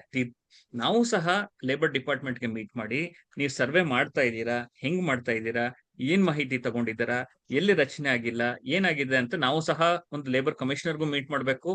ಮತ್ತೆ ನಾವು ಒಂದು ಕಾರ್ಮಿಕ ಚಳವಳಿಯಿಂದ ಅಥವಾ ಮಹಿಳಾ ಚಳವಳಿಯಿಂದ ಈ ಒಂದು ತೀರ್ಪು ಬಗ್ಗೆ ಮತ್ತೆ ಈ ಪಾಶ್ ಆಕ್ಟ್ ಬಗ್ಗೆ ಒಂದು ಪ್ಯಾಂಫ್ಲೆಟ್ ಮಾಡಿ, ಅಥವಾ ಸಣ್ಣ ಸಣ್ಣ ಪೋಸ್ಟರ್ಸ್ ಮಾಡಿ, ಅಥವಾ ಇನ್ಸ್ಟಾಗ್ರಾಮ್ ರೀಲ್ಸ್ ಮಾಡಿ ಬೇರೆ ಬೇರೆ ಕಡೆ ಹಂಚ್ಬೇಕಾಗತ್ತೆ. ಈ ತರ ಸುಪ್ರೀಂ ಕೋರ್ಟ್ ತೀರ್ಪು ಬಂದಿದೆ, ನಿಮ್ಮ ಸಂಸ್ಥೆಯಲ್ಲಿ ಆಂತರಿಕ ಸಮಿತಿ ರಚನೆ ಆಗಿದೆಯೋ ಇಲ್ವೋ, ರಚನೆ ಆಗಿಲ್ಲದೆ ಇದ್ರೆ ಈ ಒಂದು ಇಲ್ಲಿಗೆ ಕಾಂಟ್ಯಾಕ್ಟ್ ಮಾಡಿ, ಅಥವಾ ಈ ಒಂದು ತೀರ್ಪನ್ನ ನಿಮ್ ಮ್ಯಾನೇಜ್ಮೆಂಟ್ಗೆ ಕೊಡಿ. ಈ ರೀತಿ ನಾವು ಹೇಳ್ಬೇಕಾಗತ್ತೆ. ಒಂದು. ಎರಡನೇದು, ಈ ಸುಪ್ರೀಂ ಕೋರ್ಟ್ ತೀರ್ಪಲ್ಲಿ ಇವರು ಇಂಟರ್ನಲ್ ಕಮಿಟಿ ಬಗ್ಗೆ ಸರ್ವೆ ಹೇಳಿದ್ದಾರೆ, ಅದ್ರ ಲೋಕಲ್ ಕಮಿಟಿ ಆಗಿದೆಯೋ ಇಲ್ವೋ ಅನ್ನೋದ್ರ ಬಗ್ಗೆ ಸರ್ವೆ ಮಾಡಿ ಅಂತ ಹೇಳಿಲ್ಲ. ಈ ಸತಿ ಒಂದು ತೀರ್ಪಲ್ಲಿ ಲೋಕಲ್ ಕಮಿಟಿ ರಚನೆ ಆಗಿದೆಯೋ ಇಲ್ವೋ ಅಂತ ಸರ್ವೆನಲ್ಲಿ ಕವರ್ ಮಾಡಕ್ಕೆ ಹೇಳಿಲ್ಲ. ಸೊ ಅದು ಸಹ ನಾವು ಸುಪ್ರೀಂ ಕೋರ್ಟ್ ಒಂದು ಗಮನಕ್ಕೂ ಸಹ ತರಬೇಕಾಗತ್ತೆ, ನಾವು ಸಹ ಒತ್ತಾಯ ಮಾಡ್ಬೇಕಾಗತ್ತೆ. ಬಟ್ ಇದೇ ಕೇಸಲ್ಲಿ 2024 ಅಲ್ಲಿ ತೀರ್ಪು ಬಂದಾಗ ಲೋಕಲ್ ಕಮಿಟಿ ಬಗ್ಗೆ ಪ್ರಸ್ತಾವನೆ ಮಾಡಿದ್ದಾರೆ, ಲೋಕಲ್ ಕಮಿಟಿ ಇರಬೇಕು, ಲೋಕಲ್ ಕಮಿಟಿ ವ್ಯಾಪ್ತಿ ಇದು ಅಂತೆಲ್ಲ ಹೇಳಿದ್ದಾರೆ. ಬಟ್ ಈ ಸರ್ವೆನಲ್ಲಿ ಲೋಕಲ್ ಕಮಿಟಿ ಆಗಿದೆ ಇಲ್ವೋ ಅವರು ಈ ಒಂದು ಆರ್ಡರ್ ಅಲ್ಲಿ, ಈ ಸತಿ ಬಂದಿರೋ ಆರ್ಡರ್ ಅಲ್ಲಿ ಹೇಳಿಲ್ಲ. ಅದು ಸಹ ನಮ್ಗೊಂದು ಅವಕಾಶ. ನಾವು ಒಂದು ಮನವಿಗಳು ಕೊಡ್ಬೇಕಾಗತ್ತೆ, ಮಹಿಳಾ ಸಂಘಟನೆಯಿಂದನೋ, ಕಾರ್ಮಿಕರ ಸಂಘಟನೆಯಿಂದನೋ, ಸೊ ಬೇರೆ ಯಾವ್ದೋ ಸಂಘಟನೆಗಳಿಂದ ಸರ್ಕಾರಕ್ಕೆ ಈ ಲೋಕಲ್ ಕಮಿಟಿನೂ ಆಗಿದೆಯೋ ಇಲ್ವೋ ನಾವು ಕೇಳ್ಬೇಕು. ಲೋಕಲ್ ಕಮಿಟಿ ಆಗಿದ್ರೆ ಅದನ್ನ ಪಬ್ಲಿಸೈಸ್ ಮಾಡಿದೀರಾ ಅಂತ ನಾವು ಕೇಳ್ಬೇಕು. ಮತ್ತೆ ಈ ಕಾಯ್ದೆಯಲ್ಲಿ ಸೆಕ್ಷನ್ 6 ಅಲ್ಲಿ ಹೇಳ್ದಂಗೆ ತಾಲೂಕ್ ಲೆವೆಲ್ ಅಲ್ಲಿ ನೋಡಲ್ ಆಫೀಸರ್ ಸೆಟಪ್ ಆಗಿದಾರ ಇಲ್ವಾ ಅಂತ ಸಹ ನಾವು ಕೇಳ್ಬೇಕಾಗುತ್ತೆ. ಸೊ ಇದು ಒಂದು ಅಂಶ. ಎರಡನೇದು, ಈ ತೀರ್ಪಲ್ಲಿ ನ್ಯಾಷನಲ್ ಲೀಗಲ್ ಸರ್ವಿಸಸ್ ಅಥಾರಿಟಿ ಅವರು ಅಡ್ವೊಕೇಟ್ ಬಂದು ಏನ್ ಹೇಳಿದ್ದಾರೆ ಅಂತ ಹೇಳಿದ್ರೆ, ಕೆಲವು ಮಹಿಳೆಯರಿಗೆ ಒಂದು ಇಂಟರ್ನಲ್ ಕಮಿಟಿ ಇಲ್ಲ ಅಥವಾ ಲೋಕಲ್ ಕಮಿಟಿ ಇಲ್ಲ ಅಂತ ಹೇಳಿದ್ರೆ ಅವ್ರು ಕಂಪ್ಲೇಂಟ್ ಮಾಡೋದಕ್ಕೆ ಬೇರೆ ದಾರಿಗಳು ಇದೆ. ಒಂದು ನ್ಯಾಷನಲ್ ಲೀಗಲ್ ಸರ್ವಿಸಸ್ ಅಥಾರಿಟಿ ಅವರು ಒಂದು ಲೀಗಲ್ ಹೆಲ್ಪ್ ಲೈನ್ ಅಂತ ಕೊಟ್ಟಿದ್ದಾರೆ. ಆ ಒಂದು ನಂಬರ್ ಇದೆ, ಆ ನಂಬರ್ ಹೇಳ್ತೀನಿ. ಆ ನಂಬರ್ಗೂ ಸಹ ಅವರು ದೂರ್ ಕೊಡ್ಬೋದು ಅಂತ ಹೇಳಿದ್ದಾರೆ. ಮತ್ತೆ ನ್ಯಾಷನಲ್ ಲೀಗಲ್ ಸರ್ವಿಸಸ್ ಅಥಾರಿಟಿ ಅವ್ರ ವೆಬ್ಸೈಟ್ ಹೋದ್ರೆ ಆ ವೆಬ್ಸೈಟ್ ಅಲ್ಲೂ ಸಹ ಹೆಂಗೆ ದೂರ್ ಕೊಡ್ಬೋದು ಅಂತ ಹೇಳಿದ್ದಾರೆ, ಅದರಲ್ಲೂ ಸಹ ಕೊಡ್ಬೇಕಾಗತ್ತೆ. ಇದು ಲೀಗಲ್ ಹೆಲ್ಪ್ ಲೈನ್ ನಂಬರ್ ಬಂದ್ಬಿಟ್ಟು 15100. ಮತ್ತೊಮ್ಮೆ ಹೇಳ್ತೀನಿ, 15100. ಇದಾದ್ಮೇಲೆ ಕಳಿಸ್ತೀನೂ ಸಹ, ಅಲ್ಲೂ ಕೊಡ್ಬೋದು. ನಾಲ್ಸಾ ವೆಬ್ಸೈಟ್ ಅಲ್ಲಿ ಇರೋದು ಇದ್ರಲ್ಲೂ ಕೊಡ್ಬೋದು. ಮತ್ತೆ ministry of women and child welfare development, union government, ಅಲ್ಲೂ ರಾಷ್ಟ್ರ ಮಟ್ಟದಲ್ಲಿ ಏನ್ ಮಿನಿಸ್ಟ್ರಿ ಇದೆ, ಅವರೊಂದು ಶಿ ಬಾಕ್ಸ್ ಅಂತ ಒಂದು ಪೋರ್ಟಲ್ ಸಹ ಸೆಟಪ್ ಮಾಡಿದ್ದಾರೆ. ಈ ಶಿ ಬಾಕ್ಸ್ ವೆಬ್ಸೈಟ್ ಹೋದ್ರೆ ಯಾವುದೇ ಮಹಿಳೆ ಸಹ ಅಲ್ಲಿ ದೂರ್ ಕೊಡ್ಬೋದು. ಅವ್ರು ಅಲ್ಲಿ IC ಇದೆಯೋ LC ಇದೆಯೋ ಇಲ್ಲದೆ ಇದ್ರೂ ಸಹ ಅಲ್ಲಿ ದೂರ್ ಕೊಡ್ಬೋದು. ಸೊ ಇದು ಸಹ ಆಗಿದೆ. ಸೊ ಈ ತೀರ್ಪ್ ಬಗ್ಗೆ ಹೇಳ್ಬೇಕಾದ್ರೆ, ಒಂದು, ಈ ತೀರ್ಪಲ್ಲಿ ಕಳೆದ ವರ್ಷನೂ ಹೇಳಿದ್ರು ಅವರು IC-ಗಳಾಗಿದೆಯೋ ಇಲ್ವೋ ನೋಡ್ಬೇಕು ಅಂತ ಹೇಳಿ. ಆದ್ರೆ ಕಳೆದ ವರ್ಷ ಹೇಳಿದ್ರು ಸಹ ಅದಾಗಿಲ್ಲ. ಸೊ ಹಾಗಾಗಿ ಈ ಸತಿ ತೀರ್ಪು ಬಂದಾಗ 6 ವಾರದೊಳಗಡೆ ಕೊಡ್ಬೇಕು ಅಂತ, ಸರ್ವೆ ಆಗ್ಬೇಕು ಅಂತ ಹೇಳಿದ್ದಾರೆ. ಆ ಸರ್ವೆ ಲೇಬರ್ ಕಮಿಷನರ್ ಇಂದ ಆಗ್ಬೇಕು ಅಂತ ಹೇಳಿದ್ದಾರೆ. ಮತ್ತೆ LC ಬಗ್ಗೆ ಅದ್ರ ವ್ಯಾಪ್ತಿ ಏನಿದೆ ಅದೆಲ್ಲ ಪ್ರಸ್ತಾಪ ಮಾಡಿದ್ದಾರೆ. ಆದ್ರೆ LC ಸೆಟಪ್ ಆಗಿದೆಯೋ ಇಲ್ಲೋ ತೀರ್ಪಲ್ಲಿ ಹೇಳಿಲ್ಲ. ಮತ್ತೆ ಈ ತೀರ್ಪಲ್ಲಿ ಮಹಿಳೆಯರು ಬೇರೆ ಯಾವ ರೀತಿ ದೂರ್ ಕೊಡ್ಬೋದು ಅಂತಾನು ಹೇಳಿದ್ದಾರೆ. ನಾನು ಹೇಳ್ದಂಗೆ ಈ ಹೆಲ್ಪ್ ಲೈನ್ ಮೂಲಕ, ಅಥವಾ ನಾಲ್ಸಾ, ಅದು national legal services authority website ಮೂಲಕ ಕೊಡ್ಬೋದು, ಅಥವಾ ಈ ಶಿ ಬಾಕ್ಸ್ ಪೋರ್ಟಲ್ ಏನಿದೆ women and child welfare development, ಅದು ಸಹ ಕೊಡ್ಬೋದು ಅಂತ ಹೇಳಿದ್ದಾರೆ. ಇದು ತುಂಬಾ ಡೀಟೇಲ್ಡ್ ತೀರ್ಪೇನಲ್ಲ, ಯಾಕಂದ್ರೆ ಇದು ಜಸ್ಟ್ ಎಂಟ್ರಿ ಮಾಡೋರ್ ಅಷ್ಟೇ. ಇದ್ರ ಬಗ್ಗೆ ಹೇಳಲಿಕ್ಕೆ ಹೆಚ್ಚಿಗೆ ಏನಿಲ್ಲ. ಬಟ್ ನಾನ್ ಹೇಳ್ದಂಗೆ ಈ ಪಾಶ್ ಆಕ್ಟ್ ನ ಅನುಷ್ಠಾನದಲ್ಲಿ ಹಲವಾರು ಸಮಸ್ಯೆ ಇದೆ. ಅದು ಮತ್ತೊಂದ್ಸತಿ ಜಸ್ಟ್ ಬ್ರೀಫ್ ಆಗಿ ಪಟ್ಟಿ ಮಾಡ್ಬೇಕು ಅಂದ್ರೆ, ಒಂದು, ಸರ್ವೆನೇ ಆಗಿಲ್ಲ. ಇಂಟರ್ನಲ್ ಕಮಿಟಿನೇ ಸೆಟಪ್ ಆಗಿಲ್ಲ ಸುಮಾರು ಕಡೆ. ಅದೊಂದು ದೊಡ್ಡ ಸಮಸ್ಯೆ. ಅದಕ್ಕೆ ಸುಪ್ರೀಂ ಕೋರ್ಟ್ ತೀರ್ಪು ಹೆಲ್ಪ್ ಮಾಡುತ್ತೆ. ಎರಡನೇದು, ಕೆಲವು ಕಡೆ ಸಮಿತಿ ಸೆಟಪ್ ಆಗಿದೆ, ಆದ್ರೆ ಅದ್ರ ಕಡೆಯಿಂದ ಪ್ರಿವೆನ್ಷನ್ಗೋಸ್ಕರ, ಲೈಂಗಿಕ ದೌರ್ಜನ್ಯ ತಡೆಗೋಸ್ಕರ ಟ್ರೈನಿಂಗ್ಗಳು ಆಗ್ತಾ ಇಲ್ಲ, ಅಥವಾ ಟ್ರೈನಿಂಗ್ ಆದ್ರೆ ಅದೊಂದು ಪರಿಣಾಮಕಾರಿಯಾಗಿ ಆಗ್ತಾ ಇಲ್ಲ. ಮೂರನೇದು, ಕೆಲವು ಕಡೆ ಈ ಕಮಿಟಿ ಮೆಂಬರ್ಸ್ಗೆ ಟ್ರೈನಿಂಗ್ ಇಲ್ಲ. ಅವ್ರಿಗೆ ಒಂದು ದೂರ್ ಬಂದ್ರೆ ಯಾವ ರೀತಿ ಅದನ್ನ ಸ್ವೀಕಾರ ಮಾಡ್ಬೇಕು ಅಂತಿಲ್ಲ. ಅಥವಾ ಕೆಲವು ಕಡೆ ಸಮಿತಿಯವರೇ ಮಹಿಳೆಗೆ ದೂರ್ ಕೊಟ್ರೆ ಸಮಿತಿಯವ್ರ ಕಡೆಯಿಂದನೇ ಮಹಿಳೆಯರಿಗೆ ಅವರು ತೊಂದರೆ ಕೊಡ್ತಾ ಇದ್ದಾರೆ. ನಾಲ್ಕನೇದು, ಈ ಎಕ್ಸ್ಟರ್ನಲ್ ಮೆಂಬರ್ ಏನಿದ್ದಾರೆ ಅದು ಮ್ಯಾನೇಜ್ಮೆಂಟ್ ಪರ ಇರ್ತಾರೆ ಕೆಲವು ಕಡೆ, ಅಥವಾ ಅವ್ರ ಚೇಂಜೇ ಆಗೋದಿಲ್ಲ. ಸೊ ಆ ರೀತಿ ಸಹ ಸಮಸ್ಯೆ ಸಹ ಇದೆ. ಮತ್ತೆ ಲೋಕಲ್ ಕಮಿಟಿ ಸಂಬಂಧಪಟ್ಟಂತೆ ರಾಜ್ಯದ ಹಲವಾರು ಜಿಲ್ಲೆಗಳಲ್ಲಿ ಲೋಕಲ್ ಕಮಿಟಿ ಇಲ್ಲ. ಬೆಂಗಳೂರಲ್ಲಿ ಇದೆ. ಆದ್ರೆ ಬೆಂಗಳೂರು ಕಮಿಟಿನ ಹೆಂಗೆ ಕಾಂಟ್ಯಾಕ್ಟ್ ಮಾಡೋದು ಅಂತ ಯಾರಿಗೂ ಗೊತ್ತಿಲ್ಲ. ಅದು ಎಲ್ಲೂ ಅಡ್ವರ್ಟೈಸ್ ಆಗಿಲ್ಲ, ಎಲ್ಲೂ ಒಂದು ಪೋಸ್ಟರ್ ಇಲ್ಲ. ನೀವು ಗೂಗಲ್ ಮಾಡಿ ನೋಡಿದ್ರು, ಯಾವ್ದೇ ಡಿಪಾರ್ಟ್ಮೆಂಟ್ ವೆಬ್ಸೈಟ್ ನೋಡಿದ್ರು ನಿಮ್ಗೆ ಸಿಗೋದಿಲ್ಲ. ಬೇರೆ ಬೇರೆ ಜಿಲ್ಲೆಗಳಲ್ಲಿ ಲೋಕಲ್ ಕಮಿಟಿನೂ ಸೆಟಪ್ ಆಗಿಲ್ಲ. ಮತ್ತೆ ಅಥವಾ ಕಮಿಟಿ ಸೆಟಪ್ ಆಗಿದ್ರೆ ತಾಲೂಕ್ ಲೆವೆಲ್ ಆಫೀಸರ್ಸ್ ಸಹ ಇಲ್ಲ. ಬಟ್ ನಮಗೆ ಈ ಒಂದು ಕಾಯ್ದೆನ ಅನುಷ್ಠಾನ ಮಾಡೋದು ನಮ್ಗೆ ಅದೊಂದು ಒಳ್ಳೆ ಅವಕಾಶ ಅಂತ ಹೇಳ್ಬೋದು.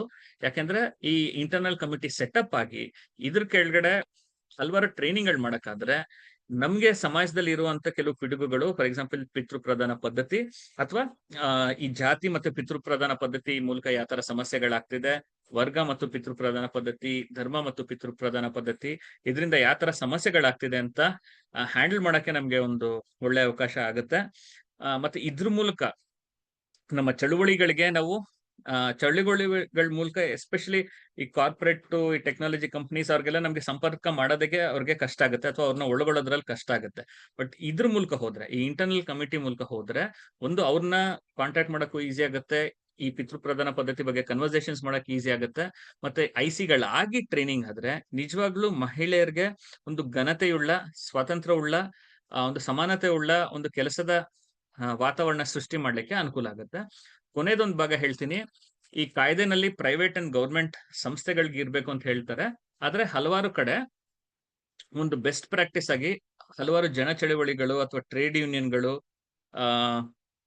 ಸಂಸ್ಥೆಗಳು, ಅವರು ಸಹ ಒಂದು ಇಂಟರ್ನಲ್ ಕಮಿಟಿ ರಚನೆ ಮಾಡ್ಕೊಂತಾರೆ. ಯಾಕಂದ್ರೆ ಆ ಸಂಸ್ಥೆಯಲ್ಲೂ ಸಹ ಈ ತರ ಇಂಟರ್ನಲ್ ಕಮಿಟಿ ಇದ್ರೆ ಒಳ್ಳೇದು. ಅದೊಂದು MKSS ಇರ್ಬೋದು, ಒಂದು PUC ಇರ್ಬೋದು, ಅಥವಾ ಬೇರೆ ಯಾವ್ದೇ ಒಂದು ಸಂಘಟನೆ ಅಥವಾ ಒಂದು ಹೋರಾಟ ಆಗಿರ್ಬೋದು, ಅಥವಾ ಬೇರೆ ಬೇರೆ ಟ್ರೇಡ್ ಯೂನಿಯನ್ ಇರ್ಬೋದು, ಅವರಲ್ಲೂ ಸಹ ಈ ತರ ಒಂದು ಇಂಟರ್ನಲ್ ಕಮಿಟಿ ಇದ್ರೆ ಒಳ್ಳೇದು. ಯಾಕಂದ್ರೆ ಈ ಟ್ರೇಡ್ ಯೂನಿಯನ್ ಭಾಗವಾಗಿ, ಅಥವಾ ಒಂದು ಬೇರೆ ಯಾವ್ದೋ ಒಂದು ದಲಿತ ಸಂಘಟನೆ ಭಾಗವಾಗಿ, ಅಥವಾ ಒಂದು ಜಮಾತೆ ಇಸ್ಲಾಮಿ ಭಾಗವಾಗಿ, ಅಥವಾ ಯಾವ್ದೇ ಒಂದು ಭಾಗವಾಗಿ ಕೆಲಸ ಮಾಡ್ತಿರೋರ್ಗು, ಅವ್ರಿಗೂ ಸಹ ಒಂದು ಘನತೆ ಇರ್ಬೇಕಾಗತ್ತೆ, ಒಂದು ಸ್ವಾತಂತ್ರ್ಯ ಇರ್ಬೇಕಾಗತ್ತೆ.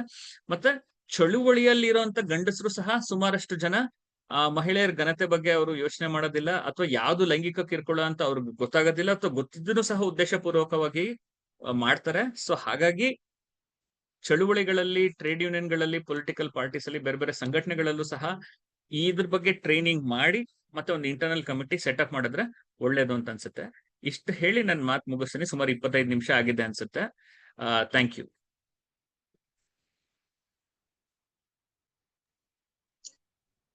ವಿನಯ್, ತುಂಬಾ ಚೆನ್ನಾಗಿ ಮಾತಾಡಿದ್ರಿ. ನಿಜವಾಗ್ಲೂ Thank you. ಡಿಮಾಂಡ್ ಅನ್ನು ನೀವು ಒಟ್ಟಿಗೆ ಒಂದು 5-6 7-8 ಡಿಮಾಂಡ್ ಕೂಡ ನೀವು ಹಾಕಿದ್ದೀರಾ. ನಮ್ಗೆ ಇದ್ ಬೇಕಿತ್ತು. ನಾವು ಕೂಡ ಒಂದು ಡಿಸ್ಕಷನ್ ಮಾಡಿದ್ವಿ ಲಾಸ್ಟ್ ವೀಕ್. ನೀವು ಇನ್ನೂ ಚೆನ್ನಾಗಿ ಮಾತಾಡಿದ್ರಿ. ನಂಗೆ ಈ LC ವಿಷಯದಲ್ಲಿ ಕ್ಲಾರಿಟಿ ಬಂತು ನಿಮ್ಮಿಂದಾಗಿ. ಬಟ್ ಅದು LC ತುಂಬಾ ಗೊಂದಲಗಳಿವೆ ಅಂತ ನಮ್ಮ ಗೀತಾ ಮೆನನ್ ಹೇಳ್ತಾ ಇದ್ರು. ಇವತ್ತು ಅವ್ರು ಇಲ್ಲ. ಹಾಗೆ ಇವರು ಕೂಡ ಯಾರು ನಮ್ಮ ಹಾಸನದ ರೂಪಾ ಅವ್ರ ಕಡೆ ಹೇಳ್ತಾ ಇದ್ರು. ಯಾಕಂದ್ರೆ ಅಲ್ಲಿ 3 hours ಇಂದ ಸ್ವಲ್ಪ ಪ್ರಾಬ್ಲಮ್ ಅಂತ ತುಂಬಾನೇ ಅವರು ಕಷ್ಟಪಟ್ಟಿದ್ದಾರೆ. ಅದನ್ನ ಫೋಕಸ್ ಮಾಡಿ ಮಾಡಕ್ಕೆ ಪ್ರಯತ್ನ ಪಟ್ಟಿದ್ದಾರೆ ಅವರು. ನಂಗನ್ಸುತ್ತೆ ಇದು ಬಹಳ ಮುಖ್ಯವಾದ ಒಂದು ಸುಪ್ರೀಂ ಕೋರ್ಟ್ ನ ಗೈಡ್ ಲೈನ್. ಹಾಗಾಗಿ ನಾವೆಲ್ಲ ಇದನ್ನ ಸೀರಿಯಸ್ ಆಗಿ ತಗೋಬೇಕು. I think will let us discuss first. ಮತ್ತೆ ನಾನು ಕೆಲವು ಮಾತುಗಳು ನಿಮ್ಗೆ ಹೇಳ್ಬೇಕು. ನಮ್ಮ ಒಂದು ಪಾರ್ಟಿ ಒಳಗೆ ಒಂದಿದೆ, we have one gender justice cell, ಅದೇ ಇದೇನೆ. ಸೊ ಅದ್ರ ವಿಷಯ ಕೂಡ ನಾನು ನಿಮ್ಗೆ ಮಾತಾಡ್ಬೇಕು ಅಂತ ಅನ್ಸುತ್ತೆ. ಓಕೆ, ನಾವು let us discuss, open for discussion. Sir ನಮಸ್ತೆ ಸರ್. ನಮಸ್ತೆ sir. Sir first of all ನಿಮ್ಗೆ ಥ್ಯಾಂಕ್ಸ್, ತುಂಬಾ ಚೆನ್ನಾಗಿ ಮಾತಾಡಿದ್ರಿ. ಬಟ್ ಒಂದು ಮೊನ್ನೆ ಇದ್ರ ಬಗ್ಗೆ ಒಂದು ಕನ್ನಡಪ್ರಭದಲ್ಲಿ ಮೊನ್ನೆ ತಾನೇ ಒಂದು ಆರ್ಟಿಕಲ್ ಬಂದಿದೆ. Okay. ಕಳೆದ ವರ್ಷ 14,600 ಕೇಸು ಇದಾಗಿದೆ, ಒಟ್ಟು ದಾಖಲಾಗಿದೆ ಇದು ಟೋಟಲ್ ಸ್ಟೇಟ್ ಅಲ್ಲಿ. ಅದ್ರಲ್ಲಿ ಪನಿಷ್ಮೆಂಟ್ ಆಗಿರೋದು 14-20 ಕೇಸ್ ಅಷ್ಟೇ. ನಿಮ್ದು ಆರ್ಟಿಕಲ್ ಕಳ್ಸಿಕೊಡ್ತೀನಿ ಬೇಕಾದ್ರೆ ಒಂದ್ಸಲ. ದಯವಿಟ್ಟು ಕಳಿಸಿ. ಸರ್ ಇಷ್ಟೊಂದು ಇದು ಬಂದ್ರೆ, ದೂರುಗಳು ಬಂದ್ರು ಪನಿಷ್ಮೆಂಟ್ ಆಗೋದು ಭಾರಿ ಕಡಿಮೆ ಇಲ್ಲ. ಅದು ಈ ಸೆಕ್ಷನ್ ಇದು ಕಾನೂನು ಒಂದ್ ಸ್ವಲ್ಪ ವೀಕ್ ಆದಂಗೆ ಅನ್ಸಲ್ವಾ ಸರ್? ಒಂದು ಮಹಿಳೆಯರ ಮೇಲೆ ನಡೀತಿರುವಂತ ದೌರ್ಜನ್ಯ ಸಂಬಂಧಪಟ್ಟಂತೆ ನೀವು ನೋಡಿದ್ರೆ ಒಟ್ಟಾರೆ ಫಸ್ಟ್ ಆಫ್ ಆಲ್ ಇದು ಒಂದು ಕ್ರಿಮಿನಲ್ ಕಾನೂನು ಅಲ್ಲ. ಸೊ ಇದು ಕನ್ವಿಕ್ಷನ್ ಆ ರೀತಿ ಆಗೋದಿಲ್ಲ. ಇದೊಂದು ನಾನು ಹೇಳ್ದಂಗೆ ಇದೊಂದು ಸಿವಿಲ್ ಪ್ರೋಸೆಸ್ ತರ ಆಗುತ್ತೆ. ಇದರಲ್ಲಿ ಆಕ್ಷನ್ ರೆಕಮೆಂಡ್ ಮಾಡ್ತಾರೆ. ಬಟ್ ಒಟ್ಟಾರೆ ನಾವೇನ್ ಅರ್ಥ ಮಾಡ್ಕೋಬೇಕು ಅಂತ ಹೇಳಿದ್ರೆ, ಕಾನೂನು ಸಂಬಂಧಪಟ್ಟಂತೆ ಮಹಿಳೆಯರ ಮೇಲೆ ದೌರ್ಜನ್ಯ ಸಂಬಂಧಪಟ್ಟಂತೆ ಕ್ರಿಮಿನಲ್ ಕೇಸಸ್ ಅಲ್ಲೂ ಕನ್ವಿಕ್ಷನ್ ರೇಟ್ ಕಡಿಮೆ ಇರುತ್ತೆ. ಈ ತರ ಒಂದು ಸಿವಿಲ್ ನೇಚರ್ ಇರುವಂತ ಒಂದು ಪ್ರಕ್ರಿಯೆ ಈ ಪಾಶ್ ಆಕ್ಟ್, ಇದ್ರಲ್ಲೂ ಸಹ ಸ್ವಲ್ಪ ಕಷ್ಟಗಳಿದೆ. ನಾನು ನಿಮ್ಗೆ ಉದಾಹರಣೆ ಹೇಳ್ತೀನಿ. ಫಾರ್ ಎಕ್ಸಾಂಪಲ್, ಒಂದು ಹಾಸ್ಪಿಟಲ್ ಒಂದರಲ್ಲಿ ಒಬ್ರು ಮಹಿಳೆ ಈ ತರ ದೂರ್ ಕೊಟ್ಟಾಗ ಅವ್ರು ಕಾಂಟ್ರಾಕ್ಟ್ ವರ್ಕರ್ ಆಗಿರ್ತಾರೆ. ಅವ್ರ ಮೇಲೆ ಪರ್ಮನೆಂಟ್ ವರ್ಕರ್ ಕಿರುಕುಳ ಮಾಡ್ತಾರೆ. ಅವ್ರು ದೂರ್ ಕೊಟ್ಟಾಗ ಪರ್ಮನೆಂಟ್ ವರ್ಕರ್ ಕಡೆಯಿಂದ ಬಹಳಷ್ಟು ಹರಾಸ್ಮೆಂಟ್ ಆಗುತ್ತೆ. ಮತ್ತೆ ಅವರು ಕೇಸ್ ವಿಡ್ರಾ ಮಾಡಕ್ ಹೇಳ್ತಾರೆ. ಒಂದು. ಎರಡನೇದು, ಎಲ್ಲಿ ಕಾಂಟ್ರಾಕ್ಟ್ ಪದ್ಧತಿ ಇದೆಯೋ, ಕಾಂಟ್ರಾಕ್ಟ್ ಪದ್ಧತಿ ಇರೋ ಕಡೆ ಮಹಿಳೆಯರು ದೂರ್ ಕೊಡಕ್ಕೇನೆ ಹೆದರ್ತಾರೆ. ಅಥವಾ ಒಂದ್ಸತಿ ದೂರ್ ಕೊಟ್ಮೇಲೆ ಫಾರ್ ಎಕ್ಸಾಂಪಲ್ ಅವ್ರಿಗೆ ಮುಂದೆ ಹೋಗೋದು ಹೇಗೆ ಅಂತ ಗೊತ್ತಿಲ್ಲದೆ ಇರ್ಬೋದು, ಅಥವಾ ಕೆಲಸದ ಸ್ಥಳದಲ್ಲಿ ಅವ್ರಿಗೆ ಕಿರುಕುಳ ಜಾಸ್ತಿ ಇರ್ಬೋದು. ಈ ರೀತಿಯಲ್ಲಿ ಆಗುತ್ತೆ. ಮತ್ ಮೂರನೇದು, ನಾನು ಹೇಳ್ದಂಗೆ ಕಮಿಟಿ ಅವ್ರಿಗೆ ಕೆಲವು ಸತಿ ಈ ಪ್ರೋಸೆಸ್ ಹೆಂಗ್ ಮಾಡ್ಬೇಕು ಅಂತ ಗೊತ್ತಿರಲ್ಲ, ಅವ್ರಿಗೆ ಟ್ರೈನಿಂಗ್ ಆಗಿರಲ್ಲ. ಅಥವಾ ಮಹಿಳೆ ಒಂದ್ಸತಿ ದೂರ್ ಕೊಟ್ಮೇಲೆ ಅವ್ರಿಗೆ ಮುಂದೆ ಹೋಗೋದು ಅವ್ರ ಮನೆ ಕಡೆಯಿಂದ ಅಥವಾ ಬೇರೆ ಎಂಪ್ಲಾಯೀಸ್ ಕಡೆಯಿಂದ ಒಂದು ಪ್ರೆಷರ್ ಇರುತ್ತೆ, ಇದನ್ನ ಮುಂದೆ ತಗೊಂಡ್ ಹೋಗ್ಬೇಡ ಅಂತ ಹೇಳಿ. ಸೊ ಹಾಗಾಗಿ ಈ ತರ ಕೇಸಲ್ಲಿ ಇದೊಂಥರ ಲಾಜಿಕಲ್ ಕನ್ಕ್ಲೂಷನ್ ಹೋಗಿ ಒಂದು ಪನಿಷ್ಮೆಂಟ್ ಆಗೋದು ಕಷ್ಟ ಇದೆ. ಈ ತರ ಚಾಲೆಂಜಸ್ ಇದೆ. ಮತ್ತೆ ನಮ್ಗೆ ಸಾರಿಗೆ ನಿಗಮಗಳಲ್ಲಿ ಮಾತಾಡ್ಬೇಕಾದ್ರೆ ನಮ್ಗೆ ಒಂದು ಮಾಹಿತಿ, ಸಾರಿಗೆ ನಿಗಮದ ವಕೀಲರ ಕಡೆಯಿಂದ ಒಂದು ಕೇಸ್ ಹೇಳಿದ್ರು. ಒಂದು ಮಹಿಳೆಗೆ, ಅಲ್ಲಿ ಅಂತೂ ಕೆಲಸ ಪರ್ಮನೆಂಟ್, ಕಾಂಟ್ರಾಕ್ಟ್ ಅಲ್ಲ, ಬಟ್ ಆದ್ರೂ ಕಿರುಕುಳ ಆಗತ್ತೆ. ಒಂದು ಮಹಿಳೆ ಮೇಲೆ ಯಾರೋ ಕಿರುಕುಳ ಮಾಡಿದಾಗ ಆ ಮಹಿಳೆ ಆ ವ್ಯಕ್ತಿಗೆ ಚಪ್ಲಿಲ್ ಹೊಡ್ಬಿಡಿದ್ರು. ಇವ್ರೇನೋ ಕಿರುಕುಳ ಕೊಟ್ರು. ಬಟ್ ಇವ್ರ ಕೇಸಲ್ಲಿ ಆಕ್ಷನ್ ರೆಕಮೆಂಡ್ ಆಗಿಲ್ಲ. ಯಾಕಂದ್ರೆ ಇವ್ರ ಮೇಲೆ ಬೇರೆಯವರು ಬಂದು ಇಲ್ಲ ಅಯ್ಯಪ್ಪ ಆತರ ಇಲ್ಲ ಅಂತ ಹೇಳಿದ್ರು. ಬಟ್ ಈ ಮಹಿಳೆ ಮೇಲೆ ಒಂದು ಕ್ರಿಮಿನಲ್ ಕೇಸ್ ಆಯ್ತು. ಇವ್ರು ಚಪ್ಲಿಲ್ ಹೊಡೆದಿರೋದ್ರಿಂದ ಇವ್ರ ಮೇಲೆ ಒಂದು ಅಸಾಲ್ಟ್ ಕೇಸ್ ಬುಕ್ ಆಯ್ತು. ಇವ್ರಿಗೆ ಕನ್ವಿಕ್ಷನ್ ಆಯ್ತು. ಸೊ ಮಹಿಳೆಯರು ದೂರ್ ಕೊಡಕ್ ಬಂದಾಗ ಅವ್ರಿಗೆ ಸುಮಾರಷ್ಟು ಬ್ಯಾಕ್ಲಾಶ್ ಆಗುತ್ತೆ. ಮತ್ತೆ ಪ್ರೋಸೆಸ್ ಸಹ ಲಾಂಗ್ ಆದ್ರೆ ಮಹಿಳೆಯರಿಗೆ ಕಷ್ಟ ಆಗುತ್ತೆ. ಸೊ ಹಾಗಾಗಿ ಕೆಲವು ಪ್ರಾಬ್ಲಮ್ಗಳು ಇದೆ. ನಿಮ್ ಪ್ರಶ್ನೆಗೆ ಉತ್ತರ ಬಂತ ಇಲ್ಲೋ ಗೊತ್ತಾಗಿಲ್ಲ ಸರ್. Thank you sir. ಇನ್ನೊಂದು, ಇದೆಲ್ಲೋ ಒಂದ್ ಕಡೆ ಮಿಸ್ಯೂಸ್ ಆಗ್ತಿದೆ ಸರ್. ಒಂದು ಲೈವ್ ಇನ್ಸಿಡೆಂಟ್ ಹೇಳ್ತೀನಿ. ನಮ್ ಬ್ರಾಂಚ್ ಅಲ್ಲಿ, ನಾನು LIC ಕೆಲಸ ಮಾಡೋದು. ಒಬ್ರು ಎಂಪ್ಲಾಯ್ಗೆ ಅಲ್ಲಿ ಯಾರೋ ಒಬ್ರು ಇನ್ನೊಬ್ರು ಮೇಲ್ ಎಂಪ್ಲಾಯ್ ಇವ್ರು ಹೇಳಿದ್ರು, ಇವತ್ತೇನೋ ಏನ್ ಫಂಕ್ಷನ್, ಒಳ್ಳೆ ಸೀರೆ ಉಟ್ಟಿದ್ದೀರಿ ಅಂತ ಇಷ್ಟೇ ಹೇಳಿದ್ದವ್ರು. ರಿಯಲಿ ಅದಕ್ಕೇನೆ ಅವ್ರು ಹೈಯರ್ ಆಫೀಸರ್ಸ್ಗೆ ಹೋಗಿ ದೂರ್ ಕೊಟ್ರು. ಅದು ಗಲಾಟೆ ಆಯ್ತು. ಆಮೇಲೆ ಅವ್ರ ಆತರ ಇಂಟೆನ್ಷನ್ ಇಲ್ಲ. ಈ ತರ ಸಣ್ಣ ಪುಟ್ಟದಕ್ಕೆಲ್ಲ ಅವ್ರಿಗೂ ಕಂಪ್ಲೇಂಟ್ ಮಾಡೋದು ಅಂದ್ರೆ ಒಂದ್ ಸ್ವಲ್ಪ ಇದು ಮಿಸ್ಯೂಸ್ ಆದಂಗಲ್ವಾ ಸರ್? ಅದು ಕೆಲವು ಕಡೆ ಆಗ್ತಿದೆ ಸರ್ ಅದು. ಸರ್, ಒಂದು ಆ ಘಟನೆ ಬಗ್ಗೆ ನಮ್ಗೆ ಯಾರಿಗೂ ಗೊತ್ತಿಲ್ಲ. ಕರೆಕ್ಟ್ ಆಗಿ ಏನಾಯ್ತು ಏನು ಅಂತ ಗೊತ್ತಿಲ್ಲ. ಬಟ್ ನಾನ್ ನಿಮ್ಗೆ ಹೇಳ್ದಂಗೆ ಒಂದು ಕಂಪ್ಲೇಂಟ್ ಕೊಟ್ಟ ತಕ್ಷಣ ಅದು ಪ್ರೂವ್ ಆಗಿದೆ ಅಂತಲ್ಲ. ಕಂಪ್ಲೇಂಟ್ ಕೊಟ್ಟ ತಕ್ಷಣ ಅದು ಇಂಕ್ವೈರಿನೂ ಸಹ ಮಾಡ್ತಾರೆ. ಅವ್ರು ಇಷ್ಟೇ ಹೇಳಿದ್ರು ಅಂತ ಹೇಳಿದ್ರೆ ಆಗ ಕಂಪ್ಲೇಂಟ್ ಅಲ್ಲಿ ಇಲ್ಲ ಆಕ್ಚುಲಿ ಕೇಸ್ ಏನಿಲ್ಲ ಅಂತಾನು ಬರುತ್ತೆ. ಮತ್ತೆ ನಾನು ನಿಮ್ಗೆ ಹೇಳ್ದಂಗೆ ಉದ್ದೇಶ ಪೂರ್ವಕವಾಗಿ ಯಾರಾದ್ರೂ ಕಂಪ್ಲೇಂಟ್ ಮಾಡಿದ್ರೆ ಅದಕ್ಕೆ ಪನಿಷ್ಮೆಂಟ್ ಸಹ ಇದೆ. ಬಟ್ ನಮ್ಮ ಎಕ್ಸ್ಪೀರಿಯನ್ಸ್ ಅಲ್ಲಿ ಫಸ್ಟ್ ಆಫ್ ಆಲ್ ಮಹಿಳೆಯರು ದೂರ್ ಕೊಡಕ್ಕೆ ಹೆದರ್ತಾರೆ. ಸೊ ಹಾಗಾಗಿ ಏನು ಇಲ್ದೇ ಇರೋ ಟೈಮಲ್ಲಿ ದೂರ್ ಕೊಡೋದು ನಾನು ಆಗಲ್ಲ ಅಂತ ಹೇಳ್ತಾ ಇಲ್ಲ, ಅದು ಬಹಳಷ್ಟು ಕಡಿಮೆ ಇರುತ್ತೆ. ಮತ್ತೆ ನೀವು ಕೇಳಿದ ಪ್ರಶ್ನೆ, ನಾವು ಹೋಗಿ ಟ್ರೈನಿಂಗ್ ಗಳು ಮಾಡೋ ಕಡೆ ಎಲ್ಲ ನಮ್ಗೆ ಎಲ್ಲಾ ಕಡೆ ಬರೋ ಒಂದು ಕಾಮನ್ ಪ್ರಶ್ನೆ ಅಂದ್ರೆ ಇದೆ, ಇದು ಮಿಸ್ಯೂಸ್ ಆಗಲ್ವಾ? ಎಲ್ಲಾ ಕಾನೂನುಗಳು ಮಿಸ್ಯೂಸ್ ಆಗುತ್ತೆ. ಇವತ್ತು ಗೃಹ ಕಾರ್ಮಿಕರ ಮೇಲೆ ಅವ್ರ ಮನೆಯಲ್ಲಿ ಅವ್ರ ಎಂಪ್ಲಾಯರ್ಸ್ ಕಳ್ತನದ ಕೇಸ್ ಹಾಕ್ತಾರೆ. ಹಾಗಂತ ನಾವು IPC ಅಥವಾ BNS ಅಲ್ಲಿ ಥೆಫ್ಟ್ ನ ಪ್ರಾವಿಷನ್ ತೆಗಿಯಕ್ ಆಗೋದಿಲ್ಲ. ಸೊ ಮಿಸ್ಯೂಸ್ ಆಗ್ತಾ ಇದೆಯಾ? ಎಲ್ಲೋ ಒಂದ್ ಕಡೆ ಆಗ್ತಿರ್ಬೋದು, ಇಲ್ಲ ಅಂತ ನಾನು ಹೇಳ್ತಾ ಇಲ್ಲ, ಬಟ್ ಅದು ತುಂಬಾ ಕಡಿಮೆ. ಮತ್ತೆ ಎಲ್ಲಾ ಕಾನೂನು ಮಿಸ್ಯೂಸ್ ಆಗುತ್ತೆ. ಇವತ್ತು UAPA ಕಾನೂನೇ ಮಿಸ್ಯೂಸ್ ಆಗ್ತಾ ಇದೆ, ಎಲ್ಲಾ ಕಾನೂನುಗಳು ಮಿಸ್ಯೂಸ್ ಆಗ್ತಾ ಇದೆ, ಅದು ಸಹಜ. ಬಟ್ ನಾನ್ ಹೇಳ್ತಿರೋದು ಎಸ್ಪೆಷಲಿ ಈ ಕಾನೂನಲ್ಲಿ ಈ ಮಿಸ್ಯೂಸ್ ಆಗುತ್ತೆ ಅಂತ ಜನ ಹೇಳ್ತಾರೆ ಅಂತಾನೆ ಮೆಲಿಷಿಯಸ್ ಕಂಪ್ಲೇಂಟ್ ಗೆ ಒಂದು ಸೆಕ್ಷನ್ ಇದೆ. ಮತ್ತೆ ನಾನು ಹೇಳ್ದಂಗೆ ನೋಡಿ, ಇಲ್ಲಿ ಸೆಟಲ್ಮೆಂಟ್ಗೂ ಅವಕಾಶ ಇದೆ. ಅವ್ರನ್ನ ಈ ತರ ಆಗಿದೆ ಅಂತ ಹೇಳಿದ್ರೆ ಅವ್ರು ಜಸ್ಟ್ ಅಪಾಲಜಿ ಕೊಡ್ಬೇಕು ಅಂತಾನು ಆಕ್ಷನ್ ಕೊಡ್ಬೋದು. ಸೊ ಹಾಗಾಗಿ ನಾವು ಮಿಸ್ಯೂಸ್ ಬಗ್ಗೆ ನಾವು ಜಾಸ್ತಿ ತಲೆ ಕೆಡಿಸ್ಕೋಬಾರ್ದು ಅಂತ ನನ್ಗನ್ಸುತ್ತೆ. Thank you very much sir. Thank you. ನಾನು ವಿಜೇಂದ್ರನಿಗೆ ಒಂದು ಮಾತು ಹೇಳಬೇಕು ಅಂತಿದ್ದೇನೆ. ಹೌದು, ನೋಡ್ಲಿಕ್ಕೆ ಅದು ತುಂಬಾ ಸಿಂಪಲ್ ಇದು. ಅಂದ್ರೆ ಏನಪ್ಪ ಇಷ್ಟಕ್ಕೂ ಸೀರೆ ಚೆನ್ನಾಗಿ ಹುಟ್ಟಿದ್ಯಾ ಹೇಳಿದ ಕೂಡಲೇ ಅವಳ ಕೇಸ್ ಹಾಕ್ಬೇಕಾ ಅಂತ.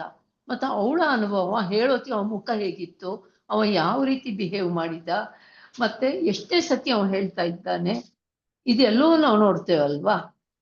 ಇದು ಅವಳಿಗೆ ಒಂದ್ ರೀತಿ ಕಿರಿಕಿರಿ ಆಗ್ತಾ ಇದ್ದಿರ್ಬೋದು. ಇವ ಪ್ರತಿ ಸಲ ಹೇಳಿದಾಗ ಏನೋ ಒಂದು ಮಾಡಿಕೊಂಡು ಬಂದ ಕೂಡ ನೀ ಹಾಗೆ ಚೆನ್ನಾಗಿ ಕಾಣ್ತೀಯ, ನೀ ಹೀಗೆ ಚೆನ್ನಾಗಿ ಕಾಣ್ತೀಯ ಅಂತದಿದ್ದಾಗ ಇದು ಸಣ್ಣ ಕೇಸ್ ಆಗೋದಿಲ್ಲ ಸರ್.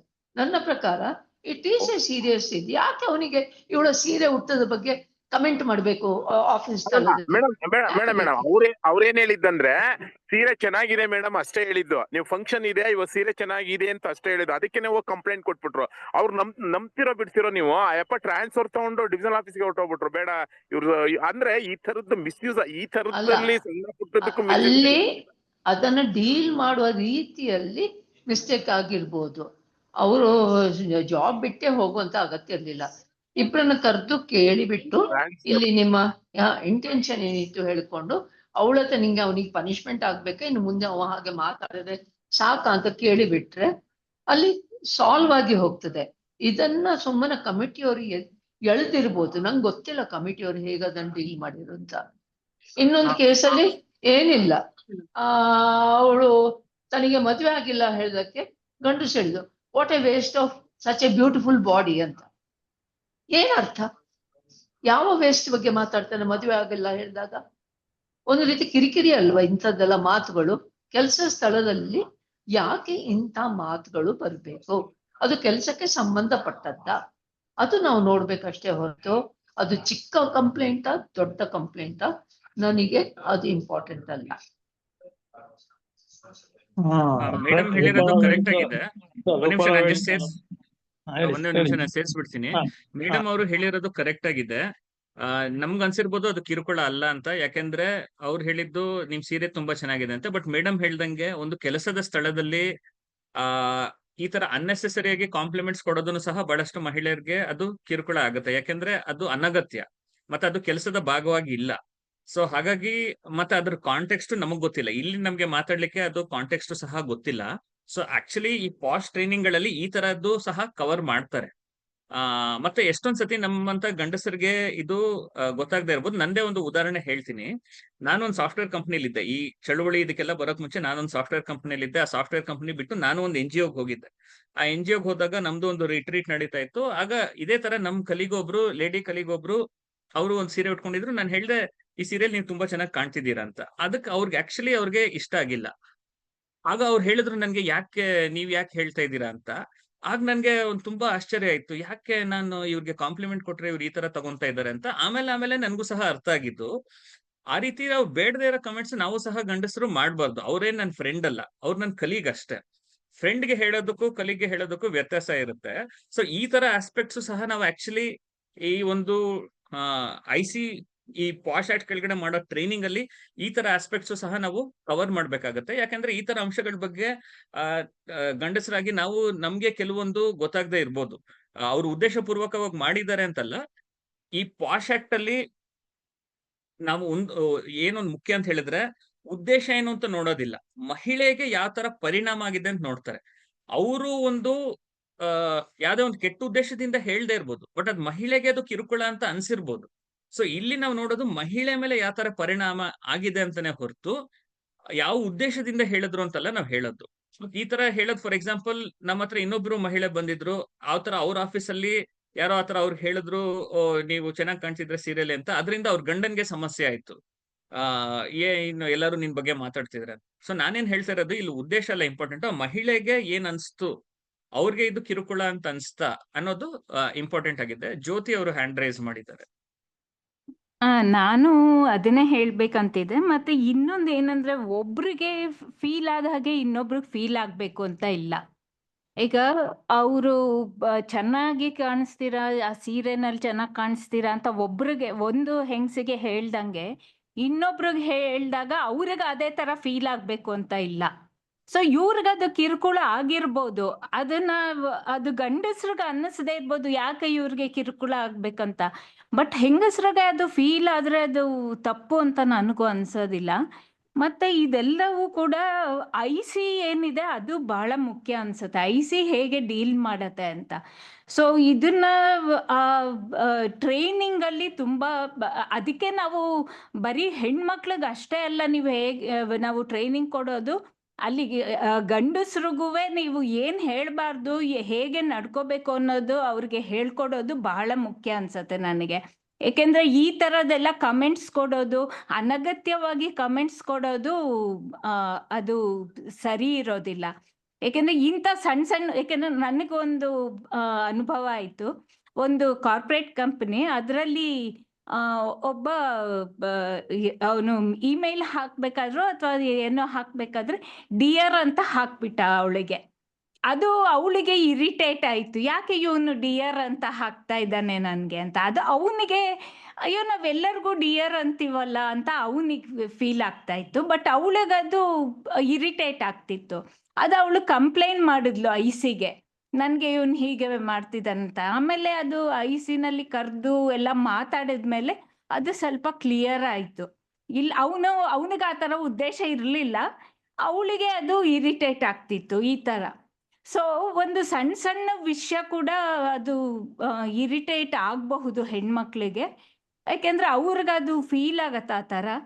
ಸೊ ಅಲ್ಲಿ IC ತುಂಬಾ ಮುಖ್ಯ ಅನ್ಸತ್ತೆ ನನಗೆ. ಮತ್ತು IC ಒಳಗೆ ಇರೋ ಅಂಥವ್ರು, ಎಸ್ಪೆಷಲಿ ಎಕ್ಸ್ಟರ್ನಲ್ ಮೆಂಬರ್ಸು ತುಂಬಾ ಸೆನ್ಸಿಬಲ್ ಆಗಿರ್ಬೇಕು ಅಂತ ನನಗನ್ಸತ್ತೆ. ಓಕೆ, ಥ್ಯಾಂಕ್ ಯು ಜ್ಯೋತಿ ಅವರೇ. ನಾನು ಒಂದು ಮಾತಾಡಿ. ಹಲೋ, ರತಿ ಯಾರು ಯಾರೋ ಇಬ್ರು ಹ್ಯಾಂಡ್ ರೈಸ್ ಮಾಡಿದ್ದಾರೆ. ಆಯ್ತಾಯ್ತು, ಆಗ್ಲಿ. ಇದ್ರ ವಿಷಯನೇ ಹೇಳೋಣ ಅಂತಿದ್ದೆ ಒಂದು ನಿಮಿಷಕ್ಕೆ.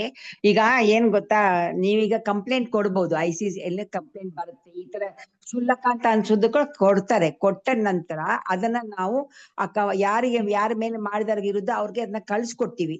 ಆಗ ಅವ್ರನ್ನ ನೋಡಿ ಕೂಡ್ಲೆ ನಂಗೆ ಗೊತ್ತಾಗ್ಲಿಲ್ಲ ಅಂತ ಏನಾರು ಅವರ ಕಡೆಯಿಂದ ಬಂದ್ರೆ ಅದನ್ನ ಅಲ್ಲಿಗೆ ನಾವು ಇಬ್ರಿಗೂ ಒಪ್ಪಿಗೆ ಆದ್ರೆ ಅದನ್ನ ಅಲ್ಲಿಗೆ ಸ್ಟಾಪ್ ಮಾಡ್ಬಿಡ್ತೀವಿ, ಮುಂದೆ ಕರ್ಕೊಂಡು ಹೋಗೋದಿಲ್ಲ. ಸೊ ಇದೊಂದು ಪ್ರಾವಿಷನ್ ಇದೆ ಅಲ್ಲಿ. ಓಕೆ, ಆಯ್ತು, ನೆಕ್ಸ್ಟ್ ಮಾತಾಡಿ ಸರ್.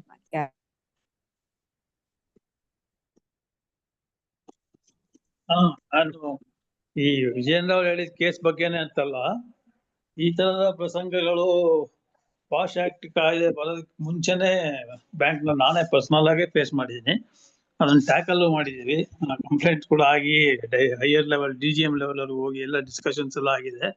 ಸೊ ಜ್ಯೋತಿ ಅನಂತ್ ಸುಬ್ರಾವ್ ಹೇಳಿದ್ದಾಗ್ಲಿ, ರೂಪರಾವ್ ಹೇಳಿದಾಗ್ಲಿ ನಾನು ಒಪ್ಕೋತೀನಿ. ಯಾಕಂದ್ರೆ ನಾವು ಇಲ್ಲಿ ಆ ಮಹಿಳೆಯ ದೃಷ್ಟಿಕೋನದಿಂದ ನೋಡ್ಬೇಕು. ಆತ ಹೇಳಿದ್ದು ಅವ್ರಿಗೆ ಬಹಳ ಸಿಂಪಲ್ ಆಗಿ ಕಾಣಿಸ್ಬೋದು, ಏನ್ರಿ ಸೀರೆ ಚೆನ್ನಾಗಿದೆ ಅಂದ್ಬಿಟ್ಟು ನಿಮ್ಗೆ ಏನ್ ಮನ್ಸಿಗೆ ನೋವು ಆಗ್ಬಿಡ್ತಾ ಅಂತ. ಬಟ್ ಅದು ಹೇಳುವ ದೃಷ್ಟಿಕೋನ ಅಥವಾ ಆ ತರದ ಇನ್ಸಿಡೆಂಟ್ ಬೇರೆ ಎಷ್ಟಾಗಿದೆ ಅಂತ ನಮ್ಗೆ ಗೊತ್ತಿಲ್ಲ. ಆಮೇಲೆ ಎಷ್ಟು ಜನ ಮಹಿಳೆಯರಿಗೆ ಆತರ ಕಿರುಕುಳ, ಅಥವಾ ಆ ಮಹಿಳೆಗೆ ಅದು ಸರಿಯಲ್ಲ ಅನ್ಸಿರ್ಬೋದು, ಯಾಕೆ ಬೇಕು ಇವ್ರಿಗೆ ಯಾಕೆ ಬೇಕು, ನಾನು ಯಾವ ತರದನ್ನ ಉಟ್ಕೋತೀನಿ ಅಂತ. ಸೊ ಈ ತರದ ಪ್ರಸಂಗಗಳನ್ನ ನಾವು ಬ್ಯಾಂಕಿಂಗ್ ಇಂಡಸ್ಟ್ರಿನಲ್ಲೂ ಫೇಸ್ ಮಾಡಿದೀವಿ. ನನ್ನ ಶಾಖೆಗಳಲ್ಲೇ ನಾನು ಫೇಸ್ ಮಾಡಿ ಅದು ಫೈಟ್ ಮಾಡಿದ್ದು ಆಗಿದೆ. ಸೊ ಹಾಗಾಗಿ ಅದನ್ನ ಮಿಸ್ಯೂಸ್ ಅಂತ ನಾವು ಹೇಳಲಿಕ್ಕಾಗಲ್ಲ. ಆ ಮಹಿಳೆ ದೃಷ್ಟಿಯಿಂದ ಆತ ಮಾಡಿದ ತಪ್ಪು ಅಂತ ಹೇಳಿದ್ರೆ ಅದನ್ನ ತಪ್ಪು ಅಂತ ನಾವು ಒಪ್ಕೋಬೇಕಾಗತ್ತೆ. ಅಲ್ಲಿ ಮಹಿಳಾ ದೃಷ್ಟಿಕೋನದಿಂದ ನೋಡ್ಬೇಕು. ಆಮೇಲೆ ವಿನಯ್ ಅವರಿಗೆ ನಾನು ಕೇಳೋದು ಇನ್ನೊಂದೇನಂದ್ರೆ, ಈಗ ಈ ಗಾರ್ಮೆಂಟ್ ಸ್ಟೋರ್ಸ್ ಎಲ್ಲ ಇರುತ್ತಲ್ಲ ಸರ್, ಮೋರ್ ದ್ಯಾನ್ 30-40 ಯೂಶಲಿ ವುಮೆನ್ನೇ ಜಾಸ್ತಿ ಇರ್ತಾರೆ ಅಲ್ಲಿ. ಅಂತ ಕಡೆಗಳಲ್ಲಿ ಈ ಒಂದು ಇಂಟರ್ನಲ್ ಕಮಿಟಿ ಖಾಸಗಿಗಳಲ್ಲೂ ಮಾಡಬೇಕು ಅಂತಿದಾಗ ಅದು ಫಾರ್ಮೇಶನ್ ಆಗಿದೆಯಾ, ವರ್ಕಿಂಗ್ ನಡೀತಾ ಇದೆಯಾ ಅಂತ ಒಂದು ಎನ್ಶೂರ್ ಮಾಡ್ಕೊಳ್ಳುವಂತ ಜವಾಬ್ದಾರಿ DC ಮೇಲಿರುತ್ತೆ ಅಲ್ವಾ ಮುಖ್ಯವಾಗಿ. ಸೊ ಅದನ್ನ ಹೇಗೆ ಅವರು ಮಾನಿಟರ್ ಮಾಡ್ತಾ ಇದ್ದಾರೆ, ಅದ್ರ ಬಗ್ಗೆ ಏನೋ ಒಂಚೂರು ಮಾಹಿತಿ ಇದೆಯಾ? ಆಕ್ಚುಲಿ ನಮ್ಗೆ ಗೊತ್ತಿರೋ ಪ್ರಕಾರ ಅವ್ರು ಯಾವ್ದು ಕರೆಕ್ಟ್ ಆಗಿ ಮಾನಿಟರ್ ಮಾಡ್ತಾ ಇಲ್ಲ. ಒಂದು women and child welfare department ಸಹ ಇದನ್ನ ನೋಡ್ಬೇಕಾಗತ್ತೆ. ಮತ್ತೆ DC ಗಳ ಕಡೆಯಿಂದನೂ ನೋಡ್ಬೇಕಾಗತ್ತೆ. ಈ supreme court last year order ಕೊಟ್ಟಾಗ್ಲೂ ಅವರು DC ಗಳಿಗೆ ಹೇಳಿದ್ರು, ಬಟ್ ಅದಾಗಿರ್ಲಿಲ್ಲ. ಈಗ ಮತ್ತೊಮ್ಮೆ ಅದಕ್ಕೆ ರಾಜ್ಯ ಸರ್ಕಾರಗಳಿಗೆ ಲೇಬರ್ ಕಮಿಷನರ್ ಮೂಲಕ ಮಾಡಕ್ ಹೇಳಿದ್ದಾರೆ. ಬಟ್ ಈ ಒಂದು ಕಾಯ್ದೆಯ ಅನುಷ್ಠಾನವನ್ನ ಯಾವುದೇ ಒಂದು ಸರ್ಕಾರಿ ಇಲಾಖೆ ಕರೆಕ್ಟ್ ಆಗಿ ನೋಡ್ತಾ ಇಲ್ಲ. ಅದು ಈ ಕಾಯ್ದೆಯ ಒಂದು ಸಮಸ್ಯೆ ಆಗಿದೆ. Okay, thank you. ಈಗ ಸಿದ್ದು ಹೀರ್ ಅವರೇ ಮಾತಾಡ್ತೀರಾ? ನಿಮ್ಮ ಕೈ ಎತ್ತಿದೆ. ಸಿದ್ದು ಹೀರ್ ಮ್ಯಾಮ್ ಅಂತ ಬರ್ಕೊಂಡಿದ್ದೆ. ಮಾತಾಡ್ತೀರಾ? ಹಾ, ಮಾತಾಡಿ ಸರ್, ಮಾತಾಡಿ. ಸರ್, ಒಳ್ಳೆ ಮಾಹಿತಿ. ನಾವು ಕಡೆಯಿಂದ ಗ್ರಾಮೀಣ ಕೂಲಿಕರ್ತರ ಸಂಘಟನೆ ರಾಯಚೂರ್ ಕಡೆಯಿಂದ ಮಾತಾಡ್ತೀವಿ, ಮಾರಮ್ಮ ಅಂತ. ನಮ್ದು ಒಂದೇ ಪ್ರಶ್ನೆ, ಈಗ ನೀವೆಲ್ಲ ಸುಪ್ರೀಂ ಕೋರ್ಟ್ ಎಲ್ಲ ಆಡಿದೆ ಎಲ್ಲ ಇದೆ, ನಾವು ಹಳ್ಳಿ ಮಟ್ಟದಲ್ಲಿ ಕೆಲಸ ಮಾಡ್ತಿದ್ವಿ ಸರ್. ಯಾರು ನೀವ್ ಹೇಳ ಲೈಂಗಿಕ ದೌರ್ಜನ್ಯ ಆಗಿರೋದು ಬೇರೆ ಬೇರೆ ವಿಷಯಗಳ ಬಗ್ಗೆ ಜನ ಬರಲ್ಲ. ಏನಾಗಿದ್ರು ಜನ ತಿಳಿಸಲ್ಲ ನಮ್ಗೆ. ಆ ತರ ಯಾವ ರೀತಿ ನೀವ್ ಅಂತಾರೆ ಎಲ್ಲಾ ಕಡೆ ಕಮಿಟಿಗಳಿಲ್ಲ. ನಾವು ತಾಲೂಕು ಮಟ್ಟದ police station, rural police station, ಜಿಲ್ಲಾ ಮಟ್ಟ ಪೊಲೀಸ್ ಸ್ಟೇಷನ್, ಕೆಲವು ರಾಜ್ಯ ಬೇಡ ಒಕ್ಕೂಟಗಳಿಂದನೂ ಹೋಗ್ತಿವಿ. ಬಟ್ ಅದೇ ಆದೇಶ ಅದು ಮಾಡಂದ್ರೆ ಇವರು ಯಾವ ರೀತಿ ರೆಸ್ಪಾನ್ಸ್ ಮಾಡಲ್ಲ. ನಾವು ಯಾವ್ದ ರೀತಿ ಕಾಲಿಗೆ ಫ್ರೀ ಕಾಲ್ ರೆಸ್ಪಾನ್ಸ್ ಮಾಡಲ್ಲ. ನಾವು ಮಹಿಳೆಯರಿಗೆ ಅವಾಗೆ ನಾವ್ ಯಾವ ರೀತಿ ಅವರಿಗೆ ನ್ಯಾಯ ಒದಗಿಸ್ಬೋದು, ಎಷ್ಟು ದಿನದಲ್ಲಿ ಈ ತರ ಅಂದ್ರೆ ಜನ ಸ್ವಲ್ಪ ಹಚ್ಕೊಲ್ಲ. ಪೊಲೀಸ್ ಸ್ಟೇಷನ್ ಆಗಿರ್ಬೋದು, ಬೇರೆ ಮಹಿಳಾ ಮತ್ತು ಮಕ್ಕಳ ಅಭಿವೃದ್ಧಿಗೆ ಬೆಂಗಳೂರಿಗೆ ಹೋಗ್ಬೇಕಾಗತ್ತ. ಮೇಡಮ್, ಒಂದು ನಾನು ಹೇಳ್ದಂಗೆ ಜಿಲ್ಲಾ ಮಟ್ಟದಲ್ಲಿ ಈ ಸ್ಥಳೀಯ ಸಮಿತಿ ಅಥವಾ ಲೋಕಲ್ ಕಮಿಟಿ ಆಗ್ಬೇಕಿತ್ತು. ಮತ್ತೆ ಅವರು ಪ್ರತಿ ತಾಲೂಕಲ್ಲಿ ಸಹ ಅದಕ್ಕೊಂದು ನೋಡಲ್ ಆಫೀಸರ್ ಅಪಾಯಿಂಟ್ ಮಾಡ್ಬೇಕು. ಸೊ ದಟ್ ಎಲ್ಲರೂ ಪ್ರತಿ ಹಳ್ಳಿಯಿಂದ ಒಂದು ಜಿಲ್ಲೆ ತನಕ ಹೋಗಕ್ ನೆಸೆಸಿಟಿ ಇರಲ್ಲ, ತಾಲೂಕಿಗೆ ಹೋಗಿ ಕೊಡ್ಬೇಕು ಅಂತ ಒಂದು. ಎರಡನೇದು, ಈ ಕಾನೂನು ಕೆಳಗಡೆ ಡಿಸ್ಟ್ರಿಕ್ಟ್ ಆಫೀಸರ್ ಅಂತ ಅಪಾಯಿಂಟ್ ಆಗಿರ್ಬೇಕು. ಈ ಡಿಸ್ಟ್ರಿಕ್ಟ್ ಆಫೀಸರ್ಗೆ ಜವಾಬ್ದಾರಿ ಏನಿದೆ ಅಂತ ಹೇಳಿದ್ರೆ, ಅವರು ಬೇರೆ ಬೇರೆ ಸಂಘ ಸಂಸ್ಥೆಗಳನ್ನ ಇಟ್ಕೊಂಡು ಈ ಕಾಯ್ದೆ ಬಗ್ಗೆ ಒಂದು ಅವೇರ್ನೆಸ್ ಮಾಡ್ಬೇಕಾಗತ್ತೆ. ಆದ್ರೆ ಈ ಕಾಯ್ದೆ ಬಗ್ಗೆ ಅವೇರ್ನೆಸ್ ಎಲ್ಲ ಕಡೆ ಆಗ್ತಾ ಇಲ್ಲ. ಅದು ಒಂದು ದೊಡ್ಡ ಸಮಸ್ಯೆ ಆಗಿದೆ. ಸೊ ಒಂದು ನಾವು ಮಹಿಳಾ ಆಯೋಗಕ್ಕೂ ಹೇಳ್ಬೇಕು. ಹಾ ಸರ್, ಒಂದ್ ಸ್ವಲ್ಪ ಏನಂದ್ರೆ? ಮಹಿಳಾ ಆಯೋಗಕ್ಕೂ ಹೇಳ್ತೀವಿ ಸರ್. ನಾವ್ ಹಳ್ಳಿ ಮಟ್ಟದಲ್ಲಿ ಯಾವ ರೀತಿ ಹೋಗ್ಬೇಕನ್ನೋದು ನನ್ನ ಪ್ರಶ್ನೆ ಸರ್. ಸೊ ನೀವು, ನಾನೇನ್ ಹೇಳ್ತಾ ಇದ್ದೀನಿ ಅಂತ ಹೇಳಿದ್ರೆ, ನೀವು ನಿಮ್ಮ ಜಿಲ್ಲಾ ಮಟ್ಟದಲ್ಲಿ ಮಹಿಳಾ ಮತ್ತು ಮಕ್ಕಳ ಕಲ್ಯಾಣ ಇಲಾಖೆ ಇರುತ್ತಲ್ಲ, ಅವ್ರಿಗೆ ನೀವು ಹೋಗಿ ಒಂದು ಈ ಹಾ ಸುಪ್ರೀಂ ಸರ್. ಕೋರ್ಟ್ ಆರ್ಡರ್ದು ಒಂದು ಕಾಪಿ ಕೊಡಿ. ಮತ್ತೆ ಈ ಕಾನೂನು ಕಾಪಿ ಕೊಟ್ಬಿಟ್ಟು ನೀವ್ ಹೇಳಿ, ನಮ್ಗೆ ಒಂದು ಜಿಲ್ಲಾ ಸಮಿತಿ ಆಗ್ಬೇಕು, ಆ ಜಿಲ್ಲಾ ಸಮಿತಿಲಿ ಯಾರಿದ್ದಾರೆ ಅಂತ ಹೇಳಿ. ಮತ್ತೆ ತಾಲೂಕ್ ಲೆವೆಲ್ ಅಲ್ಲಿ ನಮ್ಗೆ ನೋಡಲ್ ಆಫೀಸರ್ ಬೇಕು. ಮತ್ತೆ ನೀವ್ ಹೇಳಿ, ನಾವು ಕೆಲಸ ಮಾಡ್ತಿರೋ ಕಡೆ ಅಥವಾ ನಮ್ ಹಳ್ಳಿಗಳಲ್ಲಿ ಈ ಲೈಂಗಿಕ ದೌರ್ಜನ್ಯ ತಡೆ ಕಾಯ್ದೆ ಬಗ್ಗೆ ನೀವು ಬಂದು ಪ್ರಚಾರ ಮಾಡ್ಬೇಕು ಅಂತ ಒತ್ತಾಯ ಮಾಡ್ಬೇಕು. ಪ್ರಚಾರ ಮಾಡೋದು ಅವ್ರ ಜವಾಬ್ದಾರಿ. ಆತರ ಪ್ರಚಾರ ಮಾಡ್ಲಿಕ್ಕೆ ನೀವು ಒತ್ತಾಯ ಮಾಡ್ಬೇಕಾಗತ್ತೆ. ಸರ್, ಇದು ಅವ್ರು ಹೇಳ್ತಾರೆ CDP ಆಫೀಸ್ಗೆ ಹೋಗ್ರಿ, ಅಲ್ಲಿಗೆ ಹೋಗ್ರಿ ಅಂತ ಹೇಳ್ತಾರೆ ಸರ್. ನೀವ್ ಹೇಳ್ತಾರ, ನಾವು ಕೆಲವೊಂದ್ ಸಮಸ್ಯೆಗಳು ಹಿಡ್ಕೊಂಡು ಹೆಣ್ಮಕ್ಳು ಹಿಡ್ಕೊಂಡು ಹೋಗ್ತಿವಿ ಸರ್. ಬಟ್ ಅವ್ರು ಏನಂತಾರ, ನಮ್ಮ ಕಮಿಟಿಗಳಿಲ್ಲ, ನೀವು ಡೈರೆಕ್ಟ್ DC ಭೇಟಿಯಾಗ್ರಿ, ಕೋರ್ಟ್ ಕೇಸ್ ಇಲ್ಲ, ಹಾಕ್ರಿ, ಲಾಯರ್ ನೀವು- ಹಿಡ್ಕೋರಿ, ನೀವು ಆ ತರ CDPOಗೆ ಇದು ಮಾಡ್ತಾರೆ ಸರ್. ಕರೆಕ್ಟ್, ನೀವ್ ಹೇಳ್ತಿರೋದು ಕರೆಕ್ಟ್. ಸೊ ನನ್ನ ಸಲಹೆ ಏನಂತ ಹೇಳಿದ್ರೆ, ನೀವು CDPOಗೆ ಹೋಗಿ ಒಂದು ಮನವಿ ಕೊಡಿ, ಅಕ್ನಾಲೇಜ್ಮೆಂಟ್ ಈಸ್ಕೊಳ್ಳಿ.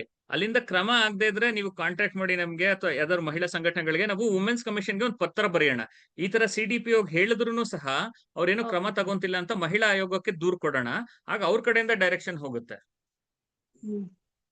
ಸರ್, ನಮ್ಗೇನು ಇದು ನಮ್ಗೆ ಯಾವ ರೀತಿ ಅಂದ್ರೆ ಎಲ್ಲಾ ಕಡೆ ಪ್ರಚಾರ ಆಗ್ಬೇಕು ಸರ್. ನೀವ್ ಹೇಳ್ದಂಗೆ ಮುಕ್ತವಾಗಿ ಯಾರಿಗೆ ಅವಶ್ಯಕತೆ ಅದ ಅವರಿಗೆ ಸೌಲಭ್ಯ ಸಿಗಲ್ಲ ಸರ್. ಯಾರು ಇದರಿಂದ ನೊಂದ ವ್ಯಕ್ತಿಗಳಿಗೆ ಯಾವ್ದೇ ರೀತಿಯ ಇದಾಗ್ತಾ ಇಲ್ಲ. ಅದು ನಾವು ಹೇಳ್ತಿದೀವಿ, ಹೈಕೋರ್ಟ್ ಹೋಗ್ತೀವಿ, ಸುಪ್ರೀಂ ಕೋರ್ಟ್. ಅದ ನಮ್ಮ ಜಿಲ್ಲಾ ನ್ಯಾಯಾಲಯದಲ್ಲಿ, ತಾಲೂಕು ನ್ಯಾಯಾಲಯದಲ್ಲಿ ಈ ತರ ನಮ್ಗೆ ಅವಕಾಶ ಕೊಡ್ಬೇಕು ಸರ್. ಅದಕ್ಕೆ ನಾವ್ ಏನ್ ಮಾಡ್ಬೇಕು ಅನ್ನೋದೊಂದು ಪ್ರಶ್ನೆ ಸರ್, ಅಷ್ಟೇ. ಆಯ್ತು. ನೀವು ಮತ್ತೆ ಈ ಕಾಲ್ ಆದ್ಮೇಲೆ ನನ್ನ ನಂಬರ್ ಚಾಟ್ ಅಲ್ಲೂ ಹಾಕ್ತೀನಿ, ಅಥವಾ ನೀವು ಇವ್ರ ಹತ್ರ ತಗೊಳ್ಳಿ. ನೀವು ಕಾಂಟ್ಯಾಕ್ಟ್ ಮಾಡಿದ್ರೆ ಆಮೇಲೆ ಸಪರೇಟ್ ಆಗಿ ಮನ್ವಿ ಡ್ರಾಫ್ಟ್ ಮಾಡೋದು ಅಥವಾ ಏನಾದ್ರು ಬೇಕಾಗಿದ್ರೆ ನೀವು ನಮ್ಗೆ ಕಾಂಟ್ಯಾಕ್ಟ್ ಮಾಡ್ಬೋದು. ನನ್ನ ನಂಬರ್ ಚಾಟ್ ಅಲ್ಲಿ ಹಾಕಿದ್ದೀನಿ. Okay sir, thank you sir. ಒಳ್ಳೆ ಮೆಸೇಜ್ ಇದ್ದೀರಾ, ನಮ್ಗೆ ಒಳ್ಳೆ ಮಾಹಿತಿ ಕೊಟ್ಟಿದ್ರೆ. Okay, thank you. ಇನ್ಯಾರು Hello. ಕ್ವಶನ್ ಕೇಳ್ತಾರೆ? ನಾನು ಹಲೋ, ವಿನಯ್ ನೋಡ್ರಿ ಹಾ, ಹೇಳಿ ಮೇಡಮ್, ಮಾತಾಡ್ಲ್ಯಾ? ಹೇಳಿ ಮೇಡಮ್. ಸರ್, ನೀವು ಇದರಲ್ಲಿ ಸುಪ್ರೀಂ ಕೋರ್ಟ್ ಆರ್ಡರ್ ಅಲ್ಲಿ 2 ಲ್ಯಾಕ್ನ ಹೇಳಿದ್ರಿ, ಅಂದ್ರೆ ಅವರು ಲೋಕಲ್ ಕಮಿಟಿ ಬಗ್ಗೆ ಹೇಳಲಿಲ್ಲ ಅಂತ. ಇನ್ನೊಂದು ನನಗೆ ಏನ್ ಕಂಡದಂದ್ರೆ, ಇದರಲ್ಲಿ ನಮ್ಮ ಐ ಥಿಂಕ್ ಪಾರ್ಲಿಮೆಂಟ್ ಅಲ್ಲಿ ಎಲ್ಲಿಯೋ ಗಂಡಸರ ಕೂಡ ಇದಕ್ಕೆ ಒಂದು ಇದು ಬೇಕು ಅಂತ ಹೇಳಿದ್ದು. ಅಂದ್ರೆ ICC ಗಂಡಸರ ಮೇಲೆ ವಿಚಾರಣೈಸೇಷನ್ ಆದಾಗ ಅಲ್ಲಿ ಅವರಿಗೆ ಸಹ ಪರಿಹಾರ ಕೊಡಬೇಕು ಅಂತ ಹೇಳಿದಂತ ಮಾತು, ಅದನ್ನ ತಳ್ಳ ಹಾಕಿಲ್ಲ. ಅದನ್ನ ಅನುಷ್ಠಾನಕ್ಕೆ ತಂದಿದೆ ಅಲ್ವಾ ನಂಗೆ ಗೊತ್ತಿಲ್ಲ. But that is also a dangerous trend. ಯಾಕೆಂದ್ರೆ number is very very less. ಅದು ಒಂದು. ಇನ್ನೊಂದು ನಾನೇನ್ ಹೇಳ್ಬೇಕು ಅಂತಿದ್ದೇನೆ, ನನಗೆ ಪರಿಚಯದ ಒಂದು ಹುಡುಗ, ಅವ ಇದರಲ್ಲಿ ಬಿಹೇವಿಯರ್ ಸೈನ್ಸ್ ಯಾವ್ದೊಂದು ಇದು ಮಾಸ್ಟರ್ಸ್ ಮಾಡೋತ್ತಿಗೆ ಅವ ಒಂದು ಡೆಸರ್ಟೇಷನ್ ಬರ್ತ. ಡೆಸರ್ಟೇಷನ್ ಇಸ್ ಅಬೌಟ್ ಅಂದ್ರೆ ಅದಕ್ಕೆ ಇದುಂಟಲ್ಲ, ಹಿಸ್ಟ್ರಿ ಇದೆ ಅಂತೆ. He has done A historical study. ಅದ್ರಲ್ಲಿ ಏನದ ORI ಅಂತ ಕರೀತಾರೆ. ಅಲ್ಲಿ ಗಂಡಸರ ಮೇಲೆ ಆಗುವಂತ ಇದು ವಿಕ್ಟಿಮೈಸೇಷನ್. ಅಲ್ಲಿ ORI ಅಂದ್ರೆ obsessive relational intrusion and stalking ಅಂತ. ಈ ORI ಹೇಗೆ ಗಂಡಸಿಗೆ ಎಫೆಕ್ಟ್ ಆಗ್ತದೆ, ಅಲ್ಲಿ ರಿಲೇಷನಲ್, ಅದು ನನ್ನೊಟ್ಟಿಗೆ ನೀನು ಸಂಬಂಧ ಇಟ್ಕೋ ಹೇಳ್ಕೊಂಡು ಹೆಣ್ಣು ಹುಡುಗಿ ಗಂಡು ಮೇಲೆ ಬೀಳುವಂತ ಒಂದು ಮಾಡು ಅಂತ ಹೇಳುವಂತ ಒಂದು, ಅವನನ್ನು ಬಿಡದೇ ಇಲ್ಲ, ಅವನ ಸ್ಟಾಕ್ ಮಾಡಿ ಅವನನ್ನೇ ನೋಡಿ ಅವನಿಗೆ ಹಿಂಸೆ ಹಾಕುವ ಹಾಗೆ ಮಾಡ್ತಾಳೆ. ಇದು ಕೂಡ ನಡೀತಾ ಉಂಟು. ಹೆಂಗುಸಿನ ಆದಷ್ಟಿಲ್ಲ. ಮತ್ತೆ ವೆನ್ ಐ ಟ್ರೈ ಟು ಅವನಿಗೆ ಹೇಳಲಿಕ್ಕೆ ಪ್ರಯತ್ನ ಮಾಡಿದೆ, ಇದೆಲ್ಲ ನೀ ಬರೆಯೋದು ನಾವು ಹೆಂಗಸು ನಮ್ಮ ಹೆಣ್ಣು ಮಕ್ಕಳು ಫೇಸ್ ಮಾಡುವಂಥದ್ದೇ, ನೀಗ 1-2 ಕೇಸ್ ಹುಡುಕಿದ್ಯಾ ಅಂತ. ಇಲ್ಲ ಇಲ್ಲ ಇಲ್ಲ, ಇದ್ರ ಬಗ್ಗೆ ತುಂಬಾ ರಿಸರ್ಚ್ ಇದೆ, ಆಗ್ತಾ ಇದೆ ಅಂತ ಹೇಳಿದ. ಅದ್ರ ಬಗ್ಗೆ ಏನಾದ್ರು ನಿಮಗೆ ಗೊತ್ತುಂಟಾ ಅಂತ ಹೇಳಿ ಅಷ್ಟೇ. ORI ಅಂತ ಹೇಳಿ ನನ್ಗೆ ಈ ORI ಬಗ್ಗೆ ಗೊತ್ತಿಲ್ಲ. ನೀವು ಹೇಳಿದಿರಿ, ಈಗ ನಾನು ಸ್ವಲ್ಪ ನೋಡ್ತೀನಿ. ಪಾಶ್ ಆಕ್ಟ್ ಕೆಳಗಡೆ, ಕಾನೂನ್ ಕೆಳಗಡೆ ಇದು ಮಹಿಳೆಯರಿಗೆ ಮಾತ್ರ ಅಪ್ಲೈ ಆಗುತ್ತೆ. ಯಾಕಂದ್ರೆ ಇಲ್ಲಿ ಅಗ್ರೀವ್ಡ್ ವುಮನ್ ಅಂತ ಹೇಳ್ತಾರೆ. This act applies to aggrieved woman. ಮತ್ತೆ ಅಗ್ರೀಡ್ ವುಮನ್ ಯಾರು ಅಂತ ಅದರಲ್ಲಿ ಡಿಫೈನ್ ಮಾಡ್ತಾರೆ. ಬಟ್ ಕೆಲವು ಸಂಸ್ಥೆಗಳಲ್ಲಿ ಅವ್ರ ಪಾಲಿಸಿನ ಜೆಂಡರ್ ನ್ಯೂಟ್ರಲ್ ಮಾಡ್ತಾರೆ. ಈಗ ಫಾರ್ ಎಕ್ಸಾಂಪಲ್ ನಮ್ಮ ಸಂಸ್ಥೆಲೂ ಕೂಡ ನಮ್ಮ ಪಾಲಿಸಿ ಜೆಂಡರ್ ನ್ಯೂಟ್ರಲ್ ಇದೆ. ಅಲ್ಲ, ಜೆಂಡರ್ ನ್ಯೂಟ್ರಲ್ ಮಾಡ್ಲಿಕ್ಕೆ ಅವಕಾಶ ಇದೆಯಾ? ಅಲ್ಲ, ಕಾನೂನು ಜೆಂಡರ್ ನ್ಯೂಟ್ರಲ್ ಅಲ್ಲ, ಕಾನೂನು ಮಹಿಳೆಯರ ಪರ ಮಾತ್ರ ಇದೆ. ಬಟ್ ಕೆಲವು ಸಂಸ್ಥೆಗಳು ಅವ್ರದ್ದೇ ಒಂದು ಸೆಕ್ಷುಯಲ್ ಹರಾಸ್ಮೆಂಟ್ ಪ್ರಿವೆನ್ಷನ್ ಪಾಲಿಸಿ ಮಾಡ್ಕೋಬೇಕು. ಪ್ರತಿಯೊಂದು ಸಂಸ್ಥೆನೂ ಒಂದು ಈ ಕಾನೂನು ಬಿಟ್ಟು ಅವ್ರ ಸಂಸ್ಥೆದು ಒಂದು ಪಾಲಿಸಿ ಮಾಡ್ಕೊಂತಾರೆ. ಪಾಲಿಸಿನಲ್ಲಿ ಸುಮಾರಷ್ಟು ಜನ ಜೆಂಡರ್ ನ್ಯೂಟ್ರಲ್ ಮಾಡ್ಕೊಂತ ಇದ್ದಾರೆ. ಅದು ಅವ್ರ ಪಾಲಿಸಿ, ಅದು ಅವ್ರವ್ರ ಸಂಸ್ಥೆಯ ಪಾಲಿಸಿ. ಅಲ್ಲ ಸರ್, ಆ ಪಾಲಿಸಿ ಮೇನ್ ಪಾಲಿಸಿಯ ಇದನ್ನ ಇದು ಮಾಡುವ ಹಾಗಿಲ್ಲ ಅಲ್ವಾ? ಇಲ್ಲ, ಅದು ಅವ್ರ ಸಂಸ್ಥೆ ಒಳಗಡೆ ಅವ್ರ ಆತರ ಪಾಲಿಸಿ ಮಾಡ್ಕೋಬಹುದು. ಬಟ್ ಅವ್ರ ಇಂಟರ್ನಲ್ ಕಮಿಟಿಲಿ ಅವ್ರಿಗೆ ಏನಾದ್ರು ಸ್ಯಾಟಿಸ್ಫ್ಯಾಕ್ಷನ್ ಆಗಿಲ್ಲ ಅಂದ್ರೆ ಅವ್ರು ಆಗ ಕೋರ್ಟ್ ತಗೊಂಡ್ ಹೋಗ್ಲಿಕ್ಕೆ ಆಗೋದಿಲ್ಲ. ಈಗ ಫಾರ್ ಎಕ್ಸಾಂಪಲ್ ಪಾಶ್ ಆಕ್ಟ್ ಕೆಳಗಡೆ ನಿಮ್ ಕಮಿಟಿಲಿ ಏನಾದ್ರು ಪ್ರಾಬ್ಲಮ್ ಆಯ್ತು ಅಂದ್ರೆ ನೀವು ಹೈಕೋರ್ಟ್ ಹೋಗ್ಬೋದು, ಅಥವಾ ನೀವು ಲೇಬರ್ ಡಿಪಾರ್ಟ್ಮೆಂಟ್ ಗೆ ಹೋಗ್ಬೋದು. ಅಪೀಲ್ ಪ್ರೊವಿಷನ್ ಲೇಬರ್ ಡಿಪಾರ್ಟ್ಮೆಂಟ್ ಗೆ ಅಥವಾ ಹೈಕೋರ್ಟ್ ಗೆ ಇರುತ್ತೆ. ಬಟ್ ಈ ಗಂಡಸರ ಮೇಲೆ ಕಿರುಕುಳ ಆಗಿ ಅದು ಅವ್ರ ಪಾಲಿಸಿಲಿ ಕವರ್ ಆಗಿದ್ರೆ ಆಗ ಅವ್ರ ಇಂಟರ್ನಲ್ ಕಮಿಟಿಲಿ ಅವ್ರಿಗೆ ಸ್ಯಾಟಿಸ್ಫ್ಯಾಕ್ಷನ್ ಆಗಿಲ್ಲ ಅಂದ್ರೆ ಅಪೀಲ್ ಹೋಗಕ್ ಆಗಲ್ಲ. ಯಾಕಂದ್ರೆ ಈ ಕಾನೂನು ಗಂಡಸರನ್ನ ಕವರ್ ಮಾಡೋದಿಲ್ಲ. ರಜನಿ ಅವರೇ ಮಾತಾಡಿ. ರತಿ, ಬಿಫೋರ್ ದಟ್ ಜ್ಯೋತಿ ಅವರು ಕೈ ಎತ್ತಿದ್ರು. ಇವಾಗ ಅವ್ರೇನಾರು ಜ್ಯೋತಿ ಅವರಲ್ಲ, ಇವರು ರಜನಿ ಅವ್ರು ಎತ್ತಿದ್ದಾರೆ. ಇವಾಗ ಕೈ ಎತ್ತಿದ್ದಾರೆ. ಜ್ಯೋತಿ ಮುಂಜೆ ಕೈ ಎತ್ತಿದ್ರು. ಅವ್ರು ಜ್ಯೋತಿ ಏನಾರು ಹೇಳೋದಕ್ಕಿದೆಯಾ? ಬಿಡಿ. ನಾನು ಹೇಳ್ಬೇಕಂತಿದ್ದು ಸ್ವಲ್ಪ ವಿನಯ್ ಅವರೇ ಹೇಳಿದ್ರು, ಅದಕ್ಕೆ ನಾನು ಕೈ ಡ್ರಾಪ್ ಮಾಡಿದೆ. ಏನಂದ್ರೆ ಮಹಿಳಾ ಆಯೋಗ ಆಕ್ಚುಲಿ ಇದ್ರದ್ದು ನೋಡಲ್ ಏಜೆನ್ಸಿ ಮಹಿಳಾ ಆಯೋಗಕ್ಕೆ ಕೊಟ್ಟಿದಾರಲ್ಲ, ಮಹಿಳಾ ಮತ್ತು ಮಕ್ಕಳ ಇಲಾಖೆನವರು. ಮಹಿಳಾ ಮತ್ತೆ ಮಕ್ಕಳ ಕಲ್ಯಾಣ ಅದೇ ಮಹಿಳಾ ಮತ್ತು ಮಕ್ಕಳ ಕಲ್ಯಾಣ ಇಲಾಖೆನವರು ಮಹಿಳಾ ಆಯೋಗಕ್ಕೆ ಕೊಟ್ಟಿದ್ದಾರೆ. ಅವರು ಹೌದೌದು ಮಹಿಳಾ ಆಯೋಗ ಕೊಟ್ಟಿದ್ದಾರೆ. So Okay. ಅವರು ಅವರ ಇದು ಕೈಪಿಡಿ ಮಾಡಿದ್ದಾರೆ. ಆ ಕೈಪಿಡಿನಲ್ಲಿ ತಪ್ಪು ಮಾಹಿತಿ ಕೊಟ್ಟಿದ್ರು. ಅಂದ್ರೆ 10 ಜನ ಎಲ್ಲಿ ನಮ್ಮ ಕಾನೂನು ಪ್ರಕಾರ 10 ಜನ ಎಲ್ಲಿ ಕೆಲಸ ಮಾಡ್ತಾರೋ ಇರ್ರೆಸ್ಪೆಕ್ಟಿವ್ ಆಫ್ ದರ್ ಜೆಂಡರ್ ಅಲ್ಲಿ IC ಇರ್ಬೇಕು ಅಂತ ಇರೋದಲ್ಲ. ಅವರು 10 ಜನ ಮಹಿಳೆಯರು ಕೆಲಸ ಮಾಡೋ ಕಡೆ ಅಂತ ಕೊಟ್ಟಿದ್ರು. ಸೊ ನಾವು ಅದನ್ನ ಮತ್ತೆ ಅವರಿಗೆ ಇವರು ಅಧ್ಯಕ್ಷರಿಗೆ ಕನ್ವಿನ್ಸ್ ಮಾಡಿ ಆಕ್ಟ್ ಎಲ್ಲ ತೋರಿಸಿ, ಇಲ್ಲ ಅದ್ ಹಾಗಿಲ್ಲ, ನೀವು ತಪ್ಪು ಮಾಡಿದೀರಾ ಅಂತ ಹೇಳಿ, ಅದು ಹಳೇದು ಕೈಪಿಡಿ ಇತ್ತು. ಮತ್ತೆ ಅವ್ರಿಗೆಲ್ಲ ಕನ್ವಿನ್ಸ್ ಮಾಡಿ ಅದನ್ನೆಲ್ಲ ಕೊಟ್ಟು ಅವರಿಗೆ, ಮತ್ತೆ ಇವಾಗ ಅವರ ವೆಬ್ಸೈಟ್ ಅಲ್ಲಿ ಚೇಂಜ್ ಮಾಡಿದ್ದಾರೆ 10 ಜನ ಕಾರ್ಮಿಕರು ಅಂತ, ಅದು ಕೆಲಸಗಾರರು ಅಂತ.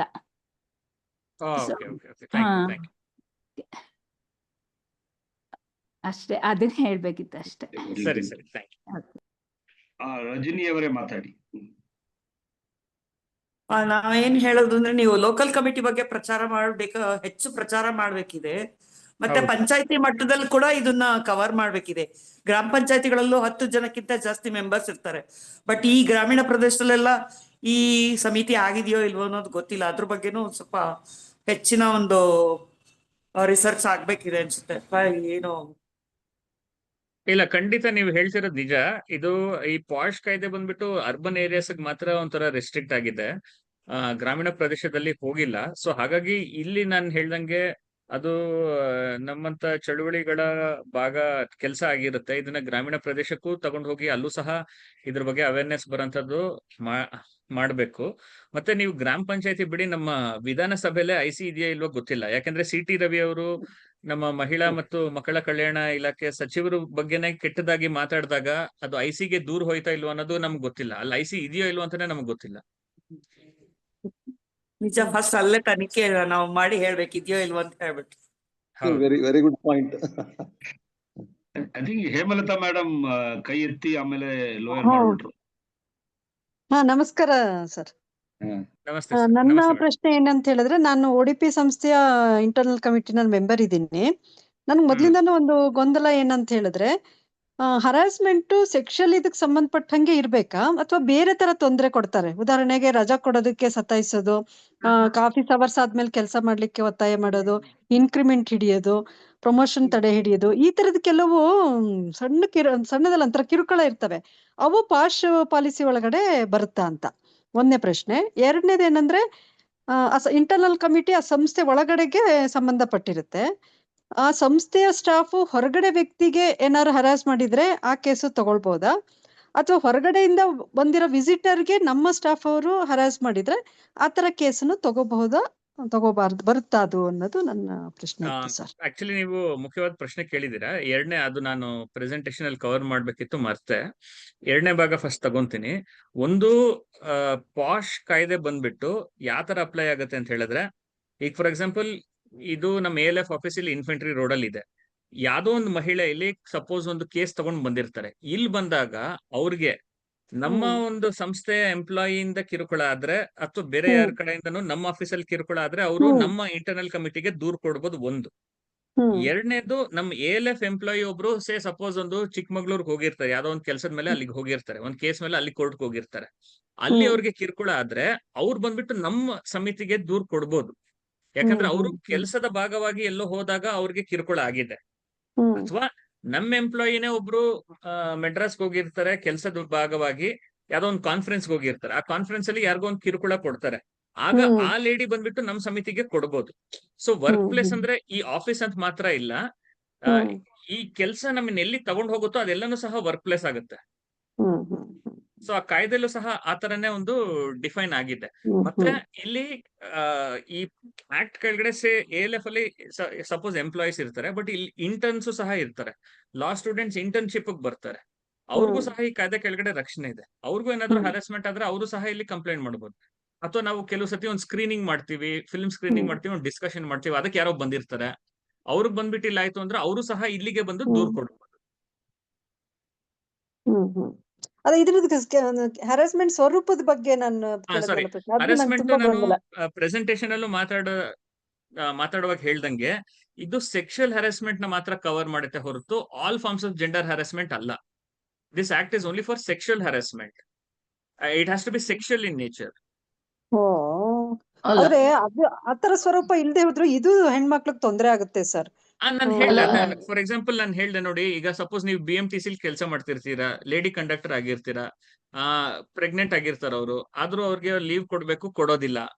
ಬಟ್ ಅಲ್ಲಿ ಸೆಕ್ಷುಯಲ್ ನೇಚರ್ ಏನಿರೋದಿಲ್ಲ, ಅದು ಜೆಂಡರ್ ಬೇಸ್ಡ್ ಹರಾಸ್ಮೆಂಟ್. ಅದಕ್ಕೆ ಬೇರೆ ಗ್ರೀವೆನ್ಸ್ ರಿಡ್ರೆಸಲ್ ಫೋರಮ್ ಏನೇ ಇದ್ರು ಇರುತ್ತೆ. ಈ ಆಕ್ಟ್ ಅಲ್ಲಿ ಸೆಕ್ಷುಯಲ್ ಹರಾಸ್ಮೆಂಟ್ ಡಿಫೈನ್ ಆಗಿದೆ. So thank you sir. ಅದೇ ಹೇಮಲತಾ, ನಾ ಒಂದು ಪಾಯಿಂಟ್ ಹೇಳ್ತೇನೆ. ನಮಗೆ ಇದರಲ್ಲಿ ನಾ ಯೂನಿವರ್ಸಿಟಿ ಆಫ್ ಮೈಸೂರಿನ ಕಮಿಟಿಲಿ ಇದ್ದಾಗ ತುಂಬಾ ನಮಗೆ ಪರಿಚಯದೊಡೆಯವರು ಅವರು ಬಂದುಬಿಟ್ಟು ಕಂಪ್ಲೇಂಟ್ ಏನ್ ಕೊಟ್ರು ಅಂತಾರೆ, ಗಂಡಸ್ಗೆ ಲೀವ್ ಕೊಡ್ತಾರೆ, ನಮಗ್ ಕೊಡೋದಿಲ್ಲ, ಗಂಡಸರು ಅಂದ್ರೆ ಏನು ಹೇಳಲ್ಲ, ನಾವು ಲೇಟ್ ಮಾಡ್ತಾರೆ, ರೆಸ್ಟ್ ಮಾಡ್ತಾರೆ. ನಾವು ಹೇಳಿದೇವೆ ಇದು ಅಡ್ಮಿನಿಸ್ಟ್ರೇಟಿವ್ ಇದಮ್ಮ, ನಮ್ಮ ಹತ್ರ ಬರೋದಿಲ್ಲ, ನಮಗೆ ತಕೊಳ್ಳಿಕ್ಕೆ ಸಾಧ್ಯ ಇಲ್ಲ ಹೇಳಿದ್ರೆ ಒಂದು ಕೋಪ ಬಂತು ಅವರಿಗೆ ನಮ್ಮ ಮೇಲೆ. ಅಂದ್ರೆ ನಮ್ಮನ್ನೇ ಇದು ಮಾಡಿ ಬಿಟ್ರು ಅವ್ರು. ಅಂದ್ರೆ ನೀವು ನನ್ನ ಫ್ರೆಂಡ್ಸೇ ಎಲ್ಲ ಹೇಳ್ಕೊಂಡು ಹೋಗುವಷ್ಟು ನಮ್ಮ ಮೇಲೆ ದ್ವೇಷ ಸಾಧಿಸಿ ಆಕ್ಟಲ್ಲಿ ಅದನ್ನ ಸೇರಿಸ್ಬೇಕಂದ್ರೆ ಆತರ ತೊಂದರೆಗಳು ಹೆಣ್ಮಕ್ಳು ಕೆರಿಯರ್ ನನ್ನ ಪ್ರಕಾರ ಅಡ್ಮಿನಿಸ್ಟ್ರೇಟಿವ್ ಇರ್ಬೋದು, ಇನ್ನೊಂದು ಜೆಂಡರ್ ಬೇಸ್ಡ್ ಇರ್ಬೋದು. It's not sexual. ಈ act is only for sexual harassment. ನಾನೊಂದು ಮಾತು ಹೇಳ್ಬೋದಾ? ಹೇಳಿ ಹೇಳಿ. ಒಂದು ಉದಾಹರಣೆ ಕೊಡ್ತೀನಿ. ಒಂದು KSRTC ಡಿಪೋನಲ್ಲಿ ಒಬ್ರು ಲೇಡಿಗೆ ಅಲ್ಲಿ ಡಿಪೋ ಮ್ಯಾನೇಜರ್ ತುಂಬಾ ಹರಾಸ್ ಮಾಡ್ತಾ ಇದ್ರು. ಅಂದ್ರೆ ನೀನು ಲಾಡ್ಜಿಗೆ ಬಾ ಅದೆಲ್ಲ ಕರಿತಾ ಇದ್ರು. ಸೊ ಅವರು ರೆಸಿಸ್ಟ್ ಮಾಡ್ತಾ ಇದ್ರು, ಬರೋದಿಲ್ಲ ಅಂತ. ಅಂದ್ರೆ ಏನು ಹೇಳ್ತಾ ಇಲ್ಲ, ಬಟ್ ಬರೋದಿಲ್ಲ ಅಂತ ರೆಸಿಸ್ಟ್ ಮಾಡ್ತಾ ಇದ್ರು. ಸೊ ಆಕೆನ ಡಿಪೋ ಮ್ಯಾನೇಜರ್ ರಾತ್ರಿ ತನಕ ಅವ್ರದ್ದು ಕ್ಯಾಶ್ ಇಸ್ಕೋತಿರ್ಲಿಲ್ಲ, ಕಂಡಕ್ಟ್ರು ಆಕೆ. ಸೊ ರಾತ್ರಿ ತನಕ ಕ್ಯಾಶ್ ಇಸ್ಕೊಳ್ದಿರ ಉಳಿಸ್ಕೊಳ್ಳೋದು ಡಿಪೋನಲ್ಲಿ. ಸೊ ಇದು ಸೆಕ್ಷುಯಲ್ ಹರಾಸ್ಮೆಂಟ್. ಇದು ಕ್ಲಿಯರ್ ಸೆಕ್ಷುಯಲ್ ಹರಾಸ್ಮೆಂಟ್. ಬಿಕಾಸ್ ಇಲ್ಲಿ ಲಾಡ್ಜ್ಗೆ ಕರೆದಿದ್ದಾರಲ್ಲ, ಯಾಕಂದ್ರೆ ಕರೀತಿದ್ರು, ಲಾಡ್ಜಿಗೆ ಬಾ ಅಂತ ಕರೀತಿದ್ರು. ಸೊ ಇದು ಕ್ಲಿಯರ್ ಸೆಕ್ಷುಯಲ್ ಹರಾಸ್ಮೆಂಟ್. ಈ ಡಿಫ್ರೆನ್ಸ್ ನಾವು ಅರ್ಥ ಮಾಡ್ಕೊಳ್ಬಹುದು. ಇಲ್ಲ ನಾನ್ ಹೇಳಿದ್ ನೀನ್ ಕೇಳಲಿಲ್ಲ ಅಂತಂದ್ರೆ ನಿನ್ಗೆ ರಜಾ ಕೊಡಲ್ಲ ಅನ್ನೋದು, ನಾನ್ ಹೇಳಿದ್ ನೀನ್ ಕೇಳಲಿಲ್ಲ ಅಂದ್ರೆ ಪ್ರಮೋಷನ್ ಕೊಡಲ್ಲ ಅಂತ ಹೇಳೋದು, ನನ್ ರೂಮಿಗೆ ಬಾ ಕೂತ್ಕೋ ನನ್ನ ಎದುರಿಗೆ ಅಂತ ಹೇಳೋದು. ಈ ತರದ್ದೆಲ್ಲ ಮಾಡಿದಾಗ that is sexual harassment. So ಇದನ್ನ ನಾವು ಈ ಡಿಫ್ರೆನ್ಸ್ ನ ಅರ್ಥ ಮಾಡ್ಕೊಂಡ್ರೆ ನಮ್ಗೆ ಸೆಕ್ಷುಯಲ್ ಹರಾಸ್ಮೆಂಟ್ ಯಾವುದು, ಜೆಂಡರ್ ಹರಾಸ್ಮೆಂಟ್ ಯಾವುದು ಅನ್ನೋದು ಗೊತ್ತಾಗುತ್ತೆ. Thank you madam, thank you sir. ಇದಕ್ಕೊಂದು ಲೈವ್ ಉದಾಹರಣೆ ಹೇಳ್ತೀನಿ. ಇದ್ರಲ್ಲಿ ಮೈಸೂರಲ್ಲಿ ಒಬ್ರು ಪ್ರಿನ್ಸಿಪಲ್ ಇದ್ರು, ಮಹಿಳಾ ಇದ್ರಲ್ಲಿ ಗರ್ಲ್ಸ್ ಜೂನಿಯರ್ ಕಾಲೇಜಲ್ಲಿ, ಚಂದ್ರಶೇಖರ್ ಅಂತ. ಇನ್ನ ಅವ್ರದ್ದು ಪೆನ್ಷನ್ ಸೆಟ್ಲ್ ಎಲ್ರಿಗೂ ಗೊತ್ತಿರೋಂತ ವಿಚಾರ. ಅದ್ರಲ್ಲಿ ಒಬ್ರು ಸುಕನ್ಯಾ ಅಂತ ಒಬ್ರು FDAನ ಆ ಯಪ್ಪ ಎದುರುಗಡೆನೆ ಕೂತ್ಕೋಬೇಕು ಅಂತ, ನೀನ್ ಬಂದು ನನ್ನ ಎದುರುಗಡೆನೆ ಕೂತ್ಕೋಬೇಕು ಅಂತ ಹೇಳಿಕ್ಕೆ ಅದು ದೊಡ್ಡ ಇಶ್ಯೂ ಆಯ್ತು ಬಿಡಿ. ಅದು ಇಡೀ ಮೈಸೂರಲ್ಲಿ ಎಲ್ರಿಗೂ ಗೊತ್ತು. ಅದು ಕಡೆಗೆ ಅವರು ಈಗ್ಲೂ ಇನ್ನ ಪೆನ್ಷನ್ ಇಲ್ದೇನೆ ಒದ್ದಾಡ್ತಿದ್ದಾರೆ. ಬಟ್ ಅಲ್ಲೇನಂತ ಹೇಳಿದ್ರೆ, ಆ ಯಪ್ಪ ಹೇಳೋದೇನಂತ ಹೇಳಿದ್ರೆ ಸರ್, ನನ್ನ ಎದುರುಗಡೆ ಏನಕ್ಕೆ ಅಂದ್ರೆ ಇವ್ರು ಕೆಲಸ ಮಾಡ್ತಿದಾರೋ ಇಲ್ಲೋ ಅಂತ ನೋಡೋದಕ್ಕೋಸ್ಕರ ಹೇಳ್ತಿದೆ ಅಂತ ಹೇಳಿ ಕೋರ್ಟಲ್ಲೂ ಆರ್ಗ್ಯೂ ಮಾಡಿದ್ರು, ಅದಾಗ್ಲಿಲ್ಲ.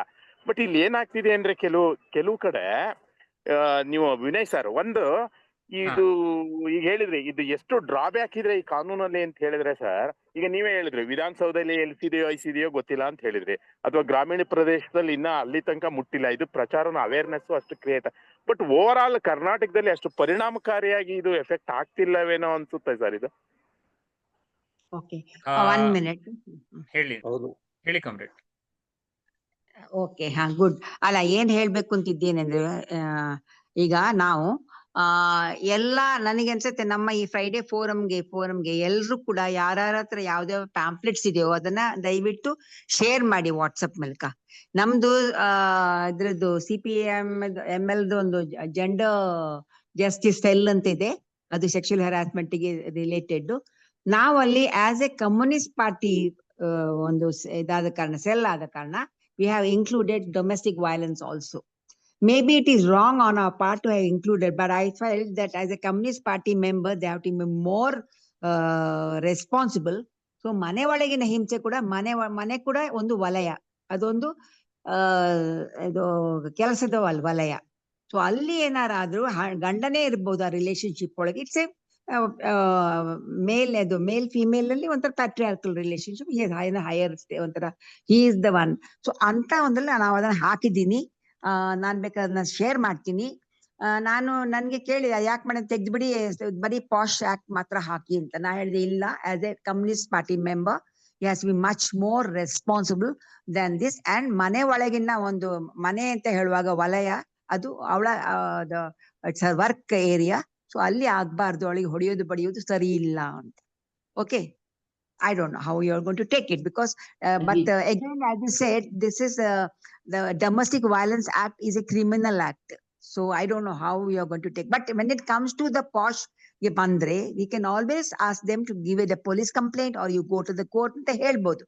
So we can say that namge freedom ide. Okay, thank you.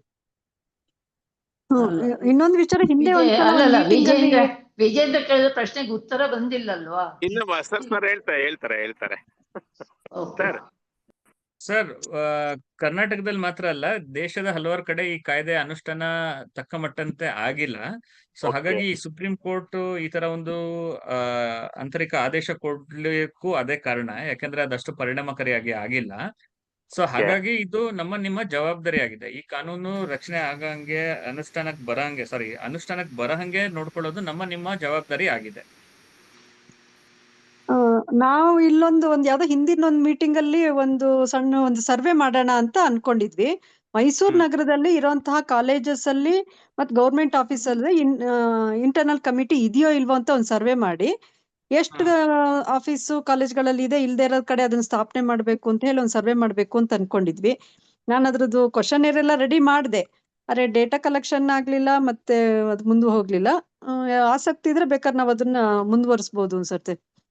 ಎಷ್ಟು ಕಡೆ ಈಗ ನೀವು ಹೇಳ್ದಂಗೆ ಎಷ್ಟು ಕಡೆ ಐಸಿ ಇಲ್ವೇ ಇಲ್ಲ ಎಷ್ಟಿಲ್ಲ ಅನ್ನೋದು ನಮಗೆ ಗೊತ್ತಾದ್ರೆ ಹೇಗಲ್ಲ ಅದನ್ನ ಪ್ರಾರಂಭ ಮಾಡ್ಬೋದು ಅನ್ನೋದ್ರ ಬಗ್ಗೆ ನಾವು ಯೋಜನೆ ಹಾಕೋಬಹುದು ಅಂತ ಅನ್ಸಿತ್ತು. ಅದ್ ಮುಂದೆ ಮಾಡ್ಲಿಕ್ಕೆ ಆಗತ್ತಾ ಅಂತ ಪ್ರಯತ್ನ ಮಾಡ್ಬೋದು.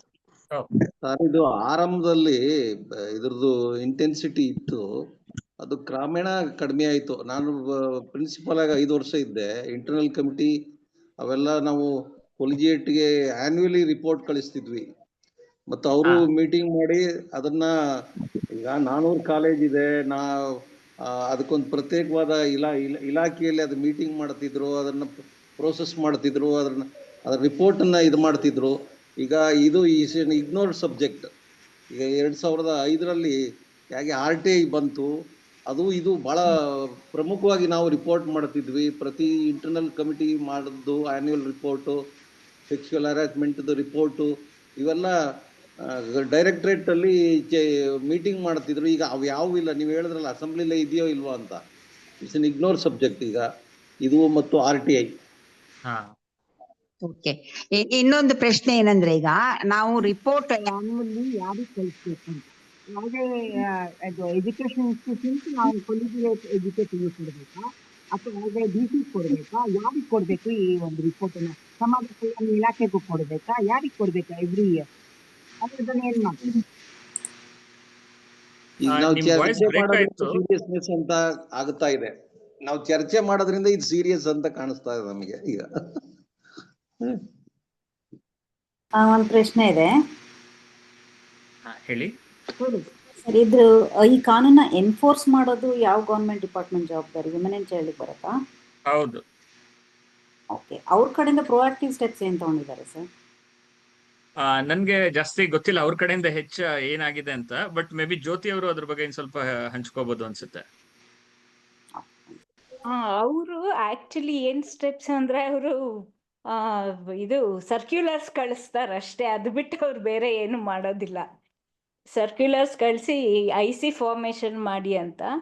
ಒಂದು ಈ ಗೌರ್ಮೆಂಟ್ ಮೊನ್ನೆ ರೀಸೆಂಟಾಗಿ ಪೋಸ್ಟಲ್ ಡಿಪಾರ್ಟ್ಮೆಂಟ್ನಲ್ಲಿ ಎಲ್ಲ ಕಡೆನೂ ಮಾಡಿದ್ದಾರೆ IC ಫಾರ್ಮೇಶನ್. ಆ ಥರ ಎಲ್ಲ ಡಿಪಾರ್ಟ್ಮೆಂಟ್, ಬಹುಶಃ ಇದು ಸುಪ್ರೀಂ ಕೋರ್ಟ್ ಇಂಟರಿಮ್ ಆರ್ಡರ್ ಬಂದಮೇಲೆ ಅದು ಆಗಿರಬೇಕು. ಸೊ ಈ ತರ ಕೆಲವು ಡಿಪಾರ್ಟ್ಮೆಂಟ್ಸ್ ಅಲ್ಲೆಲ್ಲ ಗೌರ್ಮೆಂಟ್. ಮತ್ತೆ ಇನ್ನೊಂದು ನಾನು ಏನ್ ಹೇಳ್ಬೇಕು ಅನ್ಕೊಂಡೆ ಅಂದ್ರೆ, ಇದ್ರ ಬಗ್ಗೆ ಯಾರಿಗೂ ಗೊತ್ತಿರಲಿಲ್ಲ ಆಕ್ಚುಲಿ. ಈ ನಮ್ಮ ಉಗ್ರಪ್ಪ ಕಮಿಟಿ ಇದು ಜಿಲ್ಲೆಗಳಿಗೆ ಹೋಗಿ ರಿವ್ಯೂ ಮೀಟಿಂಗ್ಸ್ ಮಾಡುವಾಗ ಇದ್ರ ಬಗ್ಗೆ ಮಾತಾಡಿದ್ರೆ DC ಗಳಿಗೂ ಗೊತ್ತಿರ್ಲಿಲ್ಲ, SP ಗಳಿಗೂ ಗೊತ್ತಿರ್ಲಿಲ್ಲ. ಇದೊಂದು ಪಾಶ್ ಆಕ್ಟ್ ಇದೆ ಅಂತಾನೆ ಗೊತ್ತಿರ್ಲಿಲ್ಲ ಅವರಿಗೆ. ಅದು ಹಾ ಒಂದು ಅವರಿಗೆ ಇದ್ರ ಬಗ್ಗೆ ನಿಮಗ್ ಗೊತ್ತೇನ್ರಿ? ಅದೆಲ್ಲ ನಿಮ್ಮ ಗೌರ್ಮೆಂಟ್ ಡಿಪಾರ್ಟ್ಮೆಂಟ್ಸ್ ನಲ್ಲೇ ಏನಾದ್ರು ಮಾಡಿದೀರಾ ನೀವು IC-ಗಳು ಅಂತಂದ್ರೆ ಅವರು ಬಬಬ ಅಂತ ಬಾಯ್ ಬಿಡ್ತಾ ಇದ್ರು, ಏನ್ ಹಾಗಂದ್ರೆ ಅಂತ. ಕೊನೆಗೆ ಅವ್ರಿಗೆ ಪಾಠ ಹೇಳಿ ಬರ್ಬೇಕಾಗ್ತಿತ್ತು ನಾವು SP-ಗಳಿಗೆ ಮತ್ತೆ DC-ಗಳಿಗೆ. ಸೊ ಇಂಥ ಪರಿಸ್ಥಿತಿ ನಮ್ಮಲ್ಲಿತ್ತು.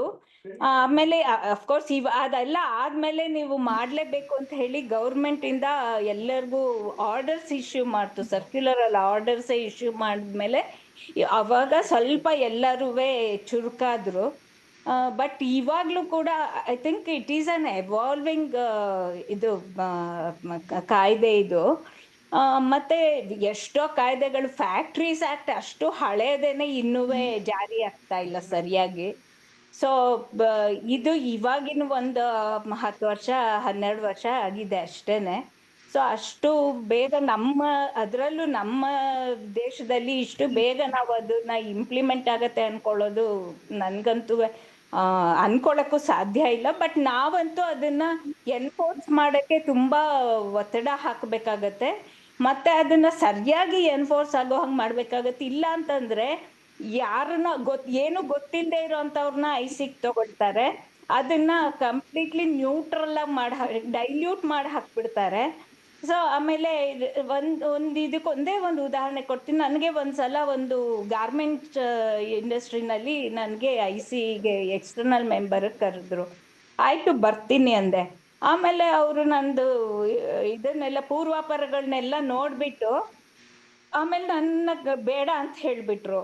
ಹಂಗೆ ಇನ್ನೊಂದು ಕಾರ್ಪೊರೇಟ್ ಕಂಪನಿಲೂ ಅಷ್ಟೇ ಹೋಗಿ ಆಲ್ಮೋಸ್ಟ್ ಎಲ್ಲ ಆಗಿತ್ತು, ಸೈನ್ ಒಂದು ಬಾಕಿ ಇತ್ತು ಅಷ್ಟೇನೆ. ಅವರು ಆಮೇಲೆ ಅದು ಆ ಲೇಡಿ ಇದ್ದವ್ರು HR ಬೆಂಗಾಲಿ. ಆಮೇಲೆ ಅವರು ನಂದು national federation of Indian women ಅಂತ ನೋಡಿದ ತಕ್ಷಣ ಇವ್ರು ಕಮ್ಯುನಿಸ್ಟ್ ಅಂತ ಹೇಳ್ಬಿಟ್ಟು ಹಂಗೆ ಡ್ರಾಪ್ ಮಾಡ್ಬಿಟ್ರು. ಯಾಕೆಂದ್ರೆ ಅವ್ರು ವರ್ಕ್ ಮಾಡ್ತಿದ್ದು ಅದೊಂದು ಒಂದ್ 300-400 ಜನ ಹೆಣ್ಮಕ್ಳು ಅಗ್ರಿಕಲ್ಚರಲ್ ವರ್ಕರ್ಸ್ ಆಗಿ ಕೆಲಸ ಮಾಡ್ತಿದ್ದಿದ್ದು ಇಂಡಸ್ಟ್ರಿ ಅದು. ಸೊ ಹಾಗಾಗಿ ಅವ್ರು ಎಂತವ್ರನ್ನ ತಗೋತಾರಂದ್ರೆ ಅವರಿಗೆ ಹುಚೂರ್ ಅನ್ನೋರ್ನ ಮಾತ್ರ ತಗೊಳ್ತಾರೆ. ಸೊ ಇದ್ರ ಬಗ್ಗೆನೂ ನಾವು ಎಲ್ಲಿ ತನಕ ನಾವು ಅಲ್ಲಿರೋ ವರ್ಕರ್ಸ್ ಅಥವಾ ಎಂಪ್ಲಾಯೀಸ್ನ ಅವ್ರನ್ನ ನಾವು ರೆಡಿ ಮಾಡದೆ ಹೋದ್ರೆ ಈ IC ಫುಲ್ ಫೇಲ್ ಆಗತ್ತೆ ಅನ್ನೋದು ನನ್ನ ಅಭಿಪ್ರಾಯ. ಸರಿ, ಇನ್ನೊಂದು ಪ್ರಶ್ನೆ. ಮತ್ತೆ ನಿಮ್ದು ಇಲ್ಲಿ ಅಕಸ್ಮಾತ್ ಅಪರಾಧ ಅದು ಸಾಬೀತಾದ್ರೆ ಕೇವಲ ಡಿಸಿಪ್ಲಿನರಿ ಆಕ್ಷನ್ ಅಷ್ಟೇ ತಗೊಳಕ್ ಆಗದಲ್ವಾ ಸರ್? ಇಂಟರ್ನಲ್ ಕಮಿಟಿಗೆ ಏನು ಪವರ್ ಇಲ್ಲ. ಈ ಇಂಟರ್ನಲ್ ಕಮಿಟಿ ಆಕ್ಷನ್ ಗೆ ರೆಕಮೆಂಡ್ ಮಾಡ್ಬೇಕು, ಮ್ಯಾನೇಜ್ಮೆಂಟ್ ಅವರು ಆಕ್ಷನ್ ರೆಕಮೆಂಡ್ ಮಾಡ್ಬೋದು ಅಷ್ಟೇ. ಸರಿ, ಇನ್ನೊಂದು ಪ್ರಶ್ನೆ. ಹೇಳಿ. ಈ ಕಾನೂನಲ್ಲಿ ಏನು ಗಡುವು ಇಲ್ವಾ? ಇಷ್ಟರೊಳಗೆ ಇದನ್ನ ಕಾನ್ಸ್ಟಿಟ್ಯೂಟ್ ಮಾಡ್ಬೇಕು ಅಥವಾ ಮಾಡ್ಲಿಲ್ಲ ಇಷ್ಟರೊಳಗೆ ಅಂತಂದ್ರೆ ಪಿನಲೈಸ್ ಮಾಡುವಂತದ್ದು ಏನು ಕ್ಲಾಸ್ಗಳಿಲ್ವಾ? ಇಲ್ಲ, ಪಿನಲೈಸಿಂಗ್ ಕ್ಲಾಸಸ್ ಇದೆ. ಈ ಕಾನೂನು ಬಂದು ಸ್ವಲ್ಪ ತಿಂಗಳಿಗೆನೆ ಎಲ್ಲರೂ IC ರಚನೆ ಮಾಡ್ಬೇಕಿತ್ತು, ರಚನೆ ಮಾಡಿಲ್ಲ ಅಂತ ಹೇಳಿದ್ರೆ ಮತ್ತೆ ಈ ಎಂಪ್ಲಾಯರ್ಸ್ಗೆ ಡ್ಯೂಟೀಸ್ ಇರ್ತವೆ, ಅದ್ ಮಾಡಿಲ್ಲ ಅಂತ ಹೇಳಿದ್ರೆ ಡಿಪಾರ್ಟ್ಮೆಂಟ್ ಕಡೆಯಿಂದ ಅವ್ರಿಗೆ ಫೈನ್ ಹಾಕ್ಬೇಕು ಆಕ್ಚುಲಿ. ಆತರ ಮಾಡಿರೋದು ಒಂದಾದ್ರೆ ಎಕ್ಸಾಂಪಲ್ ಇದೆಯಾ? ನಾನು ಅಷ್ಟು ರಿಸರ್ಚ್ ಮಾಡಿಲ್ಲ ಇದ್ರ ಬಗ್ಗೆ, ಬಟ್ ಗೊತ್ತಿಲ್ಲ. ಬಟ್ ಸುಮಾರು ಕಡೆ ಆಗಿಲ್ಲ, ಹಾಗಾಗೇನೆ ಸುಪ್ರೀಂ ಕೋರ್ಟ್ ಈ ಒಂದು ಇದು ಬಂದಿರೋದು. ಇಲ್ಲ, ಫೈನ್ ಹಾಕಿದ್ದಾರೆ, ಕೆಲವು ಕಡೆ ಎಲ್ಲ ಫೈನ್ ಹಾಕಿದ್ದಾರೆ. 50,000 ಅಷ್ಟೇ ಇದೆ ಅವ್ರಿಗೆ 50,000 ಅಷ್ಟೇ ಫೈನ್ ಇರೋದು. 50,000 ಎಲ್ಲ ಅವ್ರಿಗೆ ಏನು ಅಲ್ಲ. ಹೌದು. ಥ್ಯಾಂಕ್ಸ್.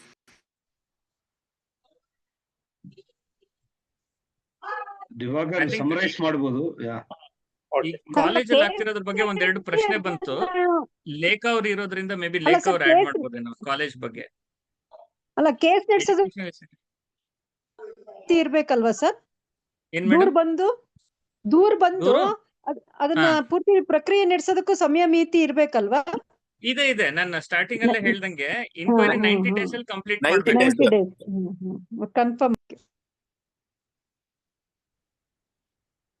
ಆಕ್ಚುಲಿ ಯೂನಿವರ್ಸಿಟಿ Bagging ಕಡೆ ಎಲ್ಲ ಹೆಂಗಂದ್ರೆ ಯೂನಿವರ್ಸಿಟಿ ಯೂನಿವರ್ಸಿಟಿ ಕಡೆ ಎಲ್ಲ ಹೆಂಗಂದ್ರೆ ಅವ್ರದ್ದು ಇಂಟರ್ನಲ್ ಕಮಿಟಿ ಅವರು ರಿಪೋರ್ಟ್ ಕೊಟ್ರೆ ಅದು ಮತ್ತೆ ಸಿಂಡಿಕೇಟ್ ನಲ್ಲಿ ಡಿಸೈಡ್ ಆಗುತ್ತೆ. Report goes to the syndicate committee. ಹೌದಾ, ಅಲ್ಲಿ ಕಮಿಟಿ ಇದೆ. Okay, I think if everybody has finished now, I think we'll thank every one of you. ಇವರೇ ತುಂಬಾ ಚೆನ್ನಾಗಿ ಮಾತಾಡಿದ್ರಿ. ಹಾಗಾಗಿ ಒಂಥರ ನಿಜವಾಗ್ಲೂ ಒಳ್ಳೆ ಒಂದು ಡಿಸ್ಕಷನ್. ಇದು ಮುಂದುವರಿಬೇಕು ಅಂತ ಅನ್ಸುತ್ತೆ. Thank you.